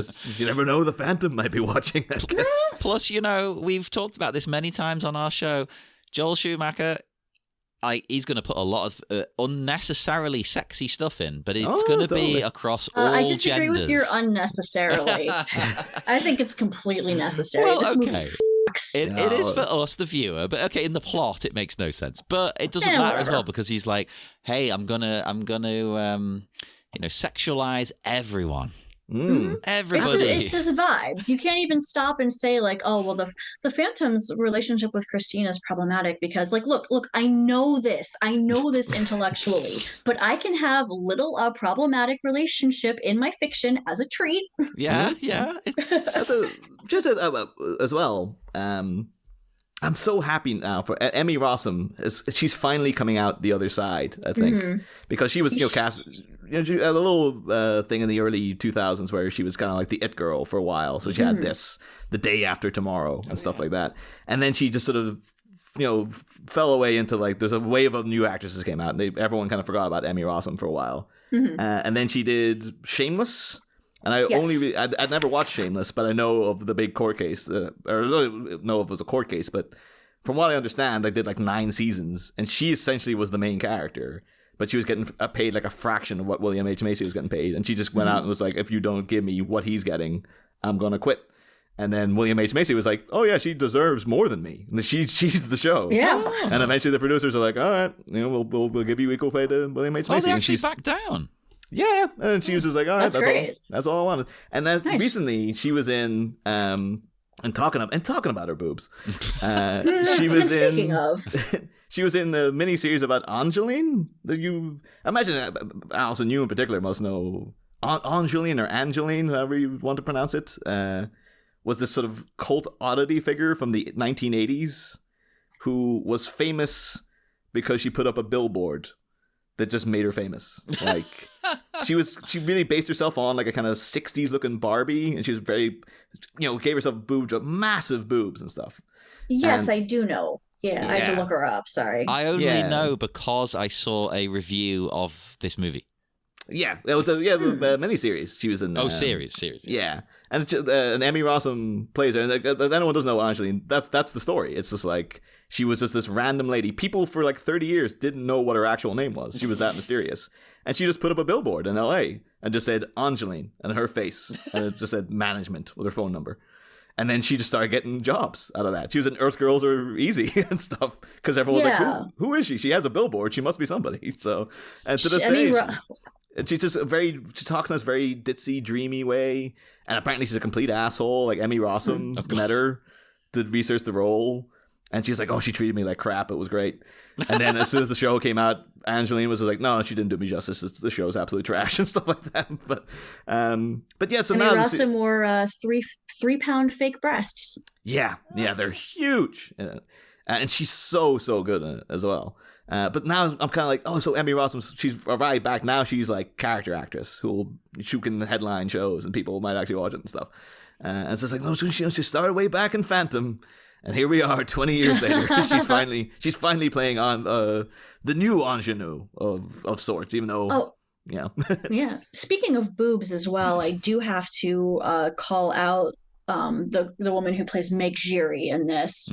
I had a huge crush on her when this movie came out. Oh, I don't remember her name. I looked it up and I immediately forgot. But don't sleep on Meg when you're watching this movie. I did have the cast list up. I can't find it now. No, I've lost it. I was going to get you a name. Something. No, Meg Giry. That's Jennifer Alyson. That's Yeah. Oh, there's a big cultural difference between people in England and people in the US. In the early 2000s, Alyson, Jennifer Alyson, she's from Liverpool. She's Scouse. Yeah. But she was, there used to be a notorious soap opera called Brookside set in Liverpool. And she was like one of the stars of that. And for like a period of like 2 or 3 years, Jennifer Alyson was like Britain's it girl. She was poised for superstardom. Like everyone, like her getting in the Phantom of the Opera is like, this is the beginning. She's going to be the biggest star in the world. And I've seen her in a couple of other American things. I'm sure I've seen her. She's in like a horror movie. I think now her level is like Sharknado. I think that's the kind of I thing mean like a proper movie from around this time. Yeah. The only other thing I remember in was The Cottage, but that was like a little British indie movie. Maybe I'm thinking of that. I don't know. Yeah, it had Andy Serkis in it as well. But like, yeah, it felt as if like she was supposed to be like Minnie Driver. She was like, oh, she's going to be hurtled up into. She should be playing Christine. She's got everything.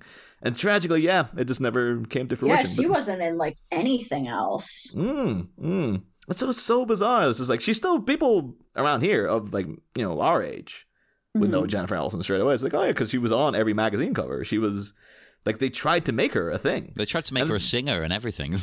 Yeah. And sadly, just not to be. Yeah. So, but I'm sure she'd be happy to hear, Alyson, that they go back in the day.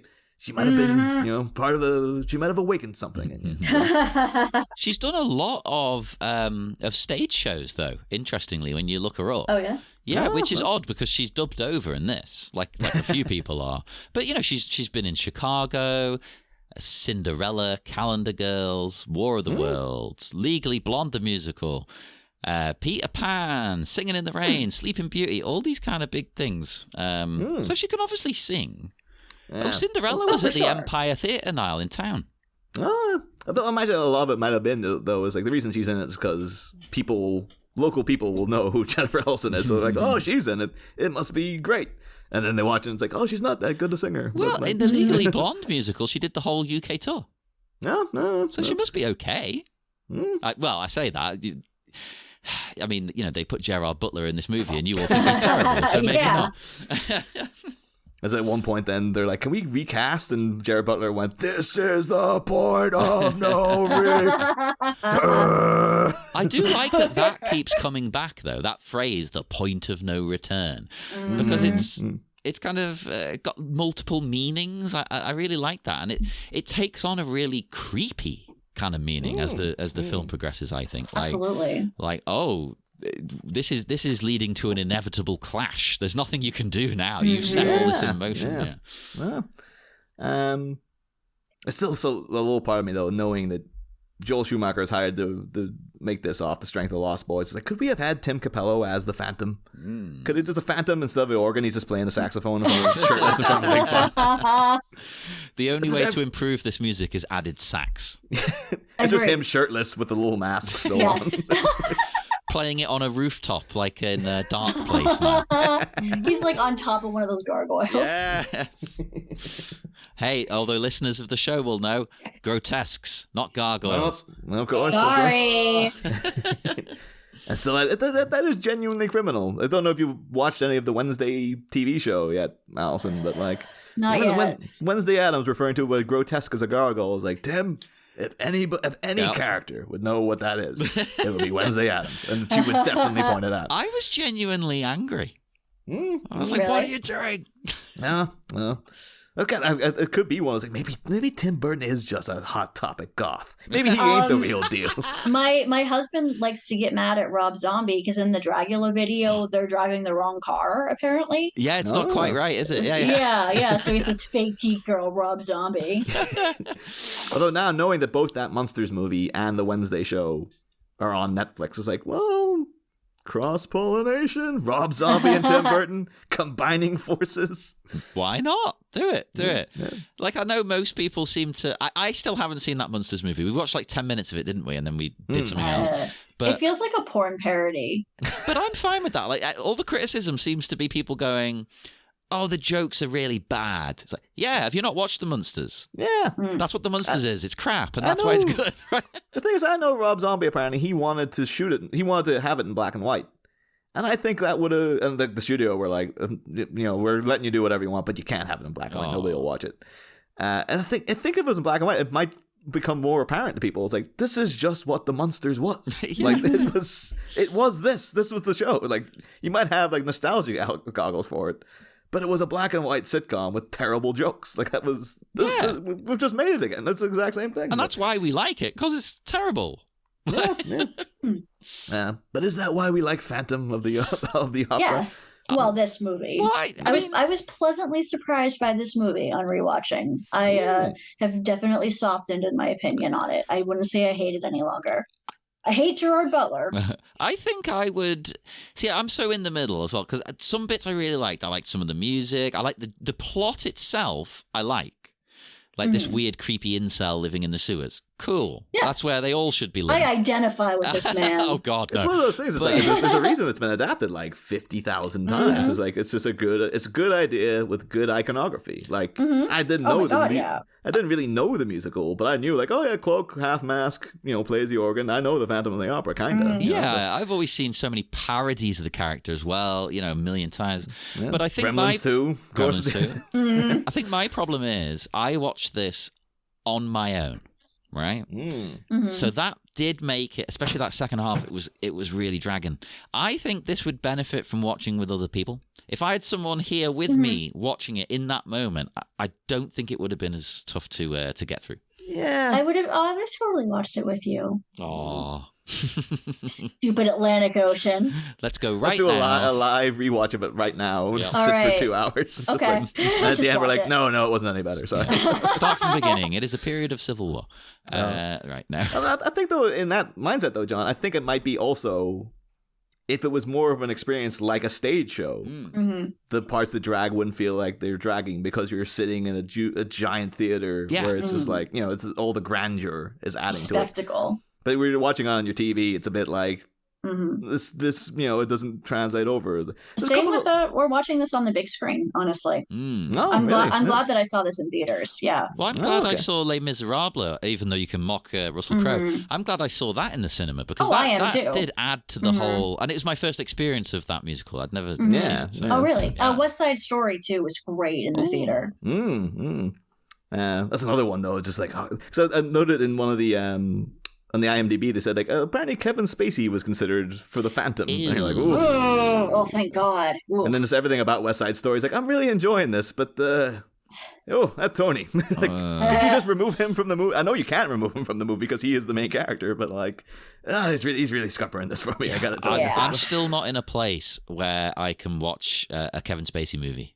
And he was one of my favorite actors, but it's been this long, and I still can't, set that aside and just enjoy the movie.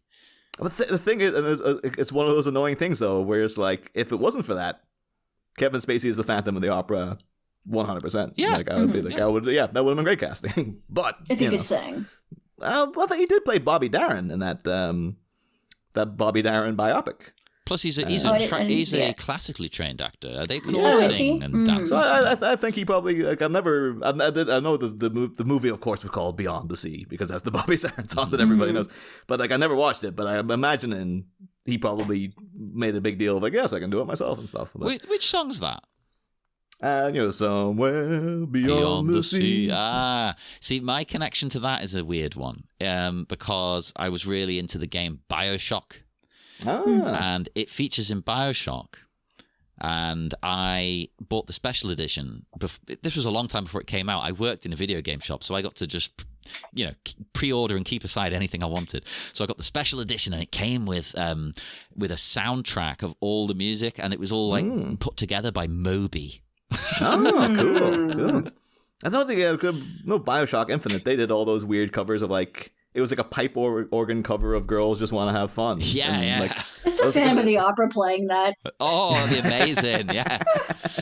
Like that's just like Christine sneaking down. He's just like, I play other things in my spare time. I want to do a Phantom of the Opera, but set it in the modern day, and he's playing like Bad Romance by Lady Gaga. Oh, Lady Gaga is the Phantom of the Opera. There we go. Yeah. That's like I'd rather see her do that and then the whole Harley Quinn thing. I'm still just like Poison Ivy. Poison Ivy is who she should be playing. She's not a Harley, but she is definitely a Phantom of the Opera. Oh, that could be God, cool. yeah. They think the Phantom's a man, and then when the mask is removed, oh my God. It's a woman. It was Lady Gaga though. It's not even Eric. It's like it was Lady Gaga the whole time. Yeah. Have one thing so did you know that there's 2 Phantom of the Opera musicals? Oh no. What? Yeah, the other one is like Coppet and Yeston, I think are their names. Oh, okay. They wrote some other musicals, so it's fine. It's not great. How'd you go up against Andrew Lloyd Webber? I don't know. Unless they came first, and they're just Maybe. like, you guys are about to get steamrolled. Like, as I said earlier, like he does have a bit of a reputation here where people are like, oh, for God's sake, that guy, But at the same time, he's still, I would say, our biggest musical icon. Oh, totally. 100%. Whether you like him or not. Yeah. Like he is like he's I guess Rodgers and Hammerstein's a very dated reference, but like Rodgers and Hammerstein in America, Andrew Lloyd Webber over here. It's like that's the guy. I suppose the modern version there now will be Lin-Manuel. There you go. Yeah, Lin-Manuel. Yeah, it's just called Phantom. It it premiered in 1991. Oh, okay. Interesting. But it's never appeared on Broadway. That book was called Phantom as well. So they really have to. Yeah. At least Love Never Lots of Dies different was phantoms. going for something else. At least they came up with a different title. Yeah. Love Never Dies sounds like an erotic novel, though, to me. It's still. I can just imagine the end credit of James Bond will return in Love Never Dies. Like, Oh, it absolutely sounds like James Bond. The Phantom will return. of course, both Gerard Butler and Minnie Driver were like in James Bond movies. Like she's in Goldeneye for a second, and he's in Tomorrow Never Dies. Tomorrow Never Dies. There you go. Tomorrow Never Dies. That's why it sounds familiar. He actually would have been a good Bond. He would. He still could, Yeah, but I think though they have said they're going to go younger again because it's now they're revamping or whatever. But Yeah, I always prefer it when Bond's a bit older, an older gentleman. A daddy, if you will. A daddy, yeah. I mean, not too much. Not Roger Moore. That was ridiculous. And Not a grandpa. And if he is a grandpa, fine, but he shouldn't be sleeping with 20-year-olds.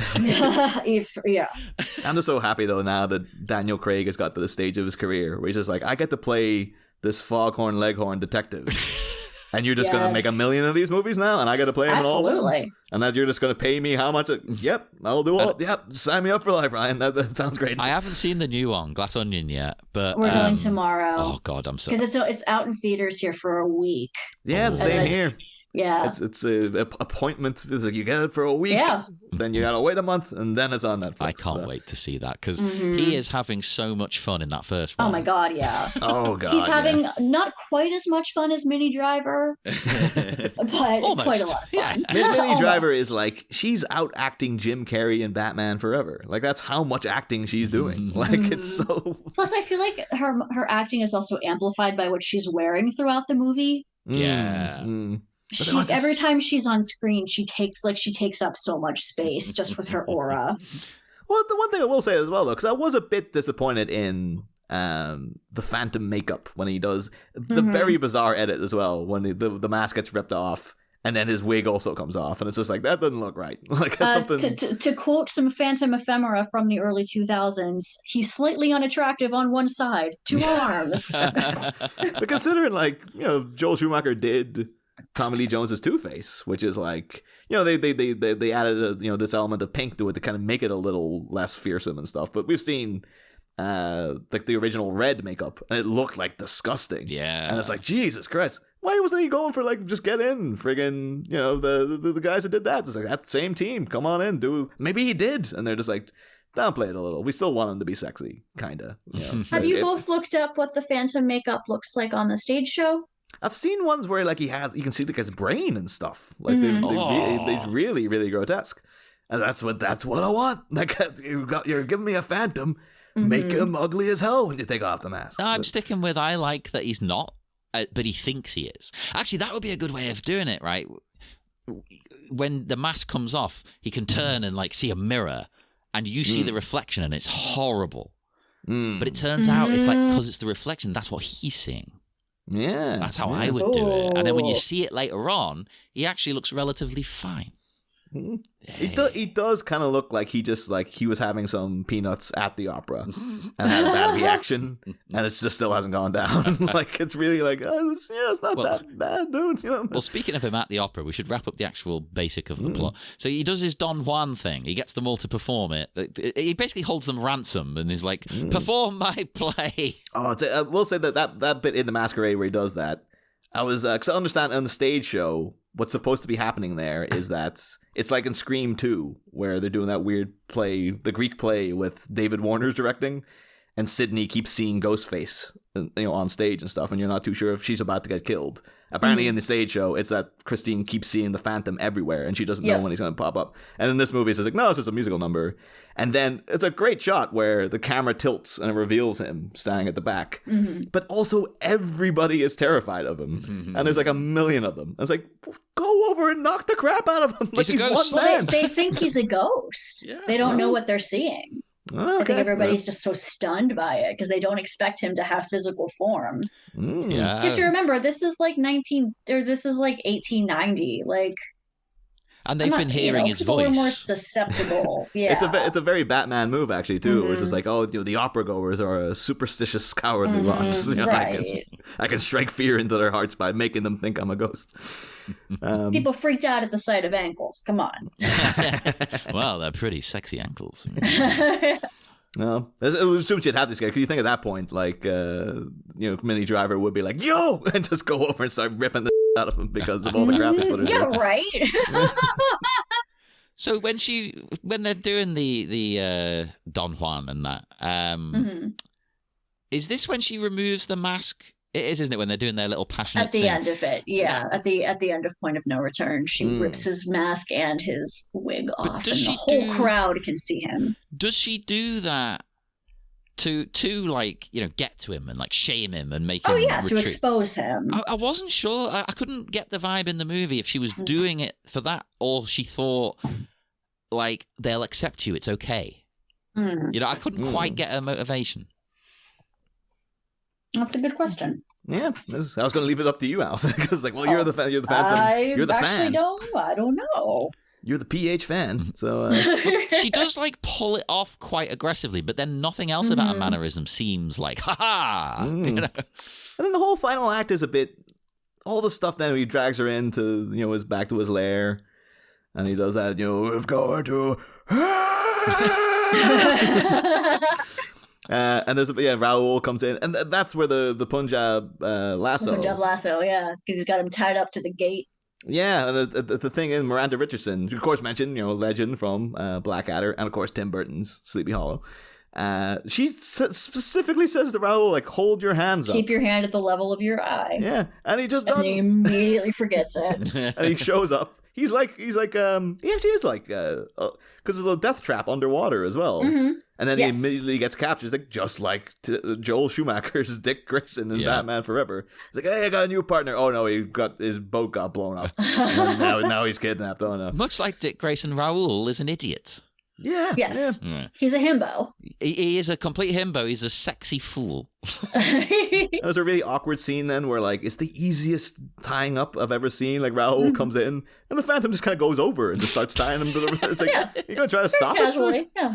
And then there's this very awkward scene of, like, him doing it and Patrick Wilson kind of looking to the camera and looking back at him, and it's like, you want to cut here? This is very... this looks like a child filmed this, like, as part of their, we're shooting something in the back garden. Like, it doesn't seem like, Joel, you should know better than this by now. Come on, man. But I think the opening sequence in the movie really falls flat in a way that the ending sequence, and I love the ending in the musical. It's a great, like, little three-way song they're singing. And when you have the right voices against each other, it's really powerful.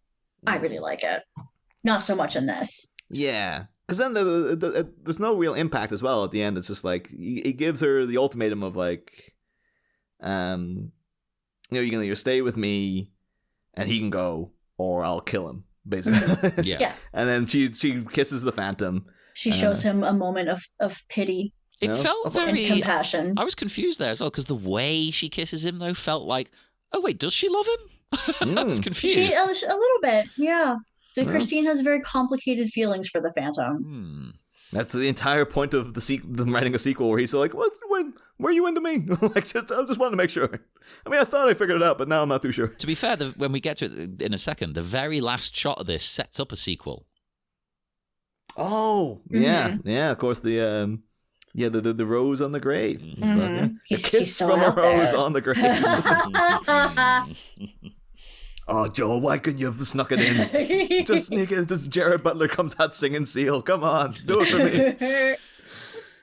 Oh, no, so I think that it's supposed to be like the Phantom then has his own moment of, like, compassion, like, someone's actually treated me well, so I'm going to let you go. Yeah. And I've seen people say, like, on stage, that's a big, amazing moment. And in the movie, it was just like, oh, he's done. Oh, like, oh, so she's gone. If you want to see me ugly cry, take me to the musical in that part. Oh my God. When he says, Christine, I love you. Oh. Oh, see, I could imagine it having that effect, but yeah, in the movie after the musical, and especially with a good Phantom, where you really feel like, and you just have to forget all of the, like, problematic aspects of the story, because, like, it's there, I get it, but I love the vibe of the story, and when you're sitting there wrapped up in it, that ending is devastating. Oh, but in the movie, I don't know what it is. Flat. I don't dislike it, but it's like a blink and you'll miss it. Like, oh, you can go now. Yeah. This movie is like aggressively horny, and then just has, like, a really weak ejaculation. It's edging you, but it never quite and then gets. And then it's just over, and you're like, all right. And it's like, give me a couple more minutes, maybe. This never happens. That's why it has that little after scene. I was like, no, actually, no, we are done. Apparently, too, that's the only element of this crossover about the Persian is the little monkey with the symbols. Apparently, that's, in the book, that dates back to his time in Persia. Well, that feels very Persian or like, from abroad. Yeah. Yeah, but if you didn't know that, it would be like, what's the deal with the monkey? Like, why is he got a monkey there? And am I an idiot, right? Because it took me until this end bit where it sort of cuts back to the music box for me to go, oh, that old guy at the auctions, Raoul. I think it was a good bit into the movie because they cut back to it several times. Yeah. But there was one angle where I was like, oh no, it's Patrick Wilson. Oh, I get it. But like at the beginning, I didn't know. I was just like, is he their son or something? Who was this guy? But then, All right, I feel super vindicated by all the times I don't recognize actors when they're in old age makeup. Oh, I hardly ever do. Don't worry. Yeah. And I thought the same. I was like, it's going to be the son or something, and he's buying it for those reasons. Yeah. they could have got that young whippersnapper Netflix hire there, Robert De Niro. They could have got him in to play the young Raoul. He's up and coming. And then maybe age him up for the end of the movie. I'm expecting big things out of that kid. He's going to be the next Timothy Chalamet. Oh. Are you going to go see that cannibal movie that he's in? I'm so torn. Yeah, bones and all. Yeah. All the reviews are. Some people are like, "Oh, it's fucking amazing," and other people are like, "It's good, but it's very long, and you feel how long it is." So I'm kind of like 2 hours and 10 minutes. Yeah, that's shorter than this. Yeah, but this is Phantom of the Opera. It's like how Titanic doesn't count as a 3-hour movie because it's Titanic. Well, remember back in the day when it was on 2 VHSs? Yeah. But yeah, for some bones and all, I'm kind of like, maybe it's a wait for streaming because it's just like, then I can take a break if I start to feel how long it is instead of being like trapped in the cinema. And you're just like, oh shit, I kind of want to take a break now. Like when we were going to go and watch House of Gucci together and you were like, no, I've just looked it up. It's too long, John. Yeah. Particularly too, unless the people are like, it's fucking phenomenal. Then I'll have to sit through however long it is. But if the people like House of Gucci, people are like, it's absolute trash. I was like, I'll watch that some night when I'm drinking. Yeah, I'll watch it at home. Yeah. Let's try to think of anything we failed to mention about Phantom here. I think we covered all the bases though. Really, I think so. Yeah, it was an interesting moment of my life. I'm glad I now know the story, and I am intrigued enough. Sorry, cat just knocked my microphone. Yeah, we'll just edit that out. The cat's got Dougie's got something to say. That was Victoria. Oh. I am intrigued enough by this to then go and seek out a proper one. All right. Yeah. I can imagine again if it was playing in town, I'm like, I'll go see it live for sure, just to see that friggin' opening because it looked like it was amazing.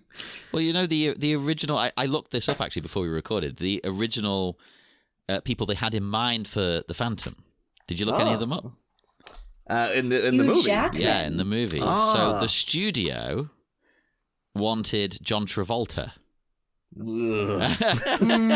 Hey, Christine. Exactly. But they were also kind of... You're going to do my musical? I'm like, yeah! They were leaning towards both the studio and Schumacher, because Schumacher didn't really want him, I don't think. They were leaning towards Antonio Banderas, which I could see. Oh, totally. There's a video of him and Sarah Brightman performing the Phantom of the Opera. There you go. Honestly, you know what? I should listen to it again because I was about to say, like, he's not good at all. But I haven't listened to it in like 15 years, so maybe my feelings have changed. And you don't like Gerard anyway. Yeah, exactly. I did see also he made headlines today where Antonio's been out saying, you know, that Tom Holland kid, he would make a good Zorro. Yeah. And it's just like, Antonio, I don't want to explain who Zorro is to you, but he's not white. Yeah, and he doesn't look 12. Does seem odd, very odd. But they actually originally cast someone else as the Phantom in this. The original cast that they went with and had to change because of conflicts, Hugh Jackman. He would have been so much better. He would have been good, wouldn't he? But you know what? It conflicted with his schedule for Van Helsing. So he dropped out of this. I mean... That's kind of a wash. That is real. Like, oh man, I'd have to add up like who won in that scenario. Yeah, it's a tough one. Yeah. So they then auditioned 20 other actors, and Andrew Lloyd Webber said we needed somebody who was a bit rock and roll. You know, he's got to be rough, dangerous, not a conventional singer. Christine is attracted to the Phantom because he's the right side of danger. And Joel Schumacher just saw Butler in Dracula 2000 and thought he was amazing. I don't know why. I remember seeing that, been like, Joel Schumacher's the only man who can watch Dracula 2000 and be like, that's the guy. Right? And, It was made for him. before he auditioned, Butler, he'd never, ever sang before. He And took like 4 singing lessons. He took 4 lessons and then did Music of the Night for Andrew Lloyd Webber, and they were like, yep, that's the guy. You can totally tell. Sure, but he at this age, he's kind of got like a weirdly impressive life though, because he's like a fully trained lawyer as well. Like yeah. he was, but then he was working as a trainee barrister in Edinburgh, but he got fired a week before he graduated with his degree because he was just spent his 20s as a mental alcoholic, and he just never came to work. Didn't we all? So the fact that he's basically, I'm a fully qualified lawyer, but I was just such an alcoholic. I just never. It wasn't that I was bad at it. I would have passed. I just didn't show up. So, but then, I've just become Hollywood star Jared Butler, so I'm okay. It's like, God damn, man, you really kind of failed upwards there. That's a good message, though. Never give up. Yeah. Apparently That's now right. he is very teetotal, so he's like, no, never again. He's quit all that. I also saw apparently he's deaf in one ear, so maybe that explains. I was going to say that I'm just putting a lot of pieces together here. Oh, well, Christine as well was originally going to be Katie Holmes. And then they also considered Anne Hathaway. Anne Hathaway, yeah. Because she ends up getting her big moment then, and And Les Mis. with her But she Blair is- Witch Les Mis crossover, where, like the snot from Blair Witch meets Les Miserables. Well, she also dropped out of this because of a conflict. It was But because she is a trained singer. She is. But it was conflicting with the Princess Diaries 2 royal engagement. But she had a contractual obligation. She had to do that. Yeah, It Well, was yeah, the not Disney money. Yeah, it was like, no, you can't back out of this now. We've got it all in place. Like, okay. it's getting the weird thing now. We're getting to that'll be like nearly we'll be like 20 years ago now, and it's getting to a point where people are like, we could probably get Anne Hathaway back for Princess Diaries 3 if we wanted to. 'Cause Yeah.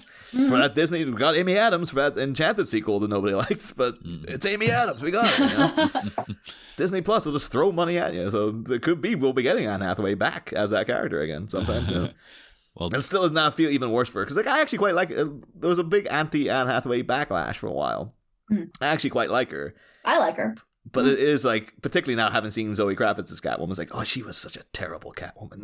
Like, it really is. There's nothing to defend there. It's just like, and then we got so much of a way better one recently. Where Yeah, it's Anne Hathaway seems a little too like wholesome to be Catwoman.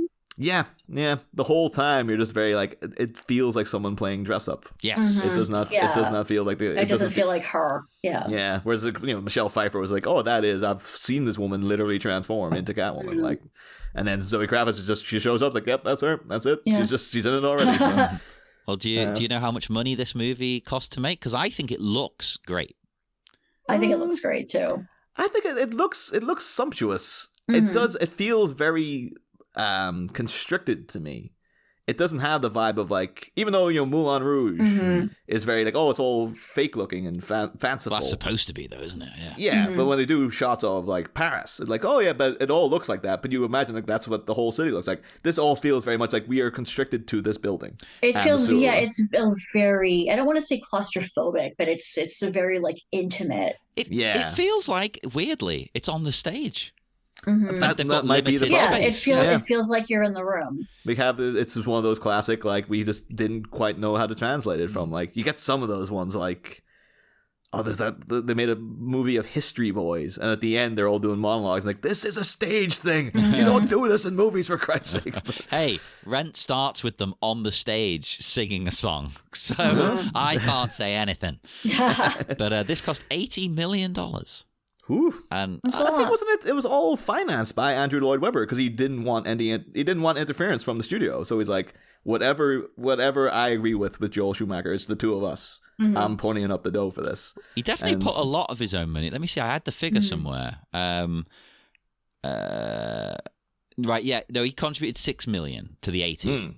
Which Yeah. is still, Oh, like, that's a lot of money, still- though. Yeah. I mean, like, yeah, I don't have $6 million to give to the opera, but Exactly, and adaptations. he sounds like he was very involved when you read it. It's not like he wasn't hands off, but he also wasn't trying to take over the production.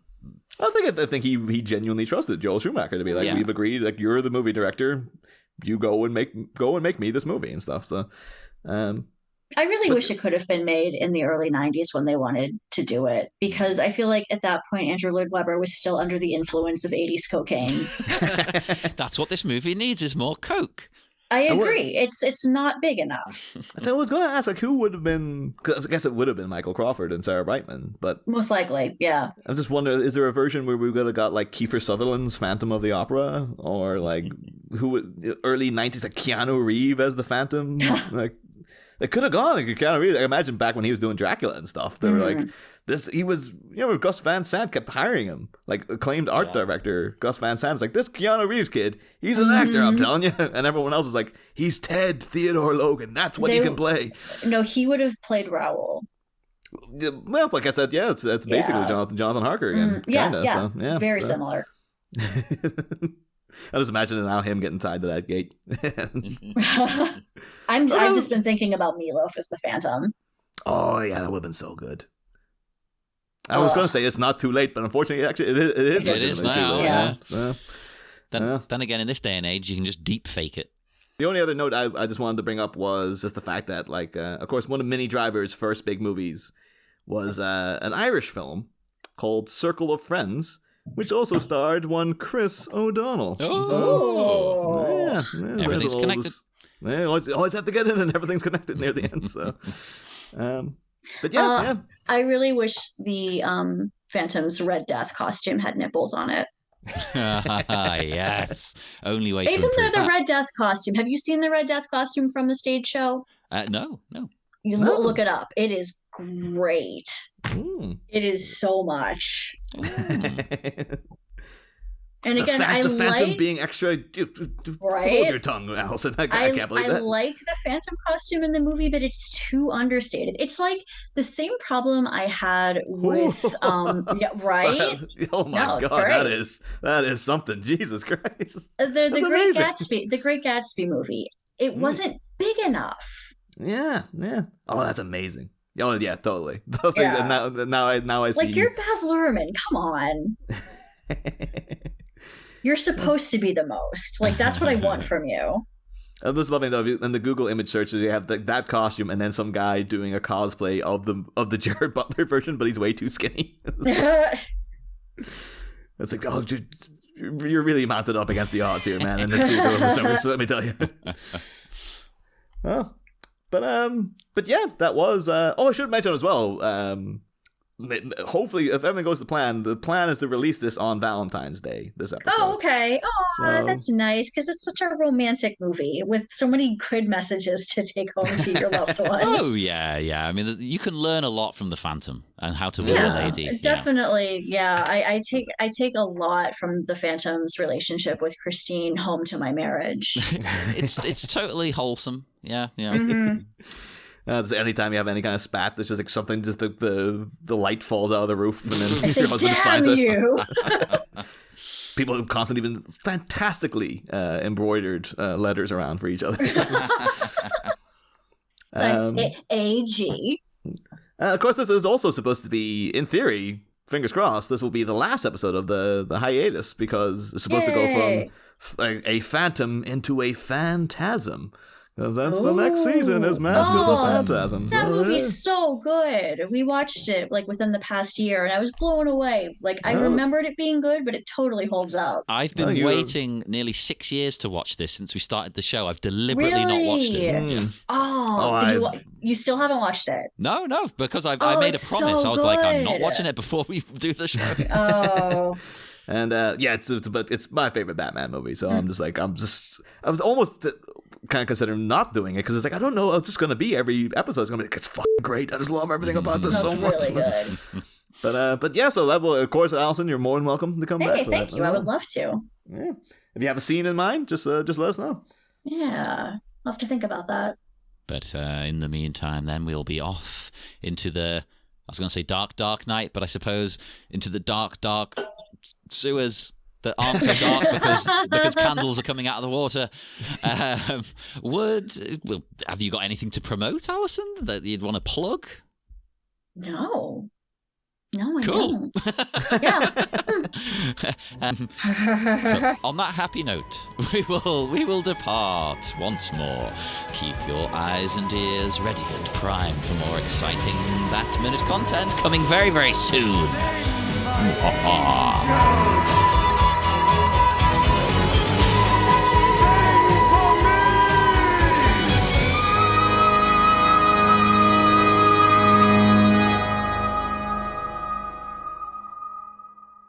We'll be back.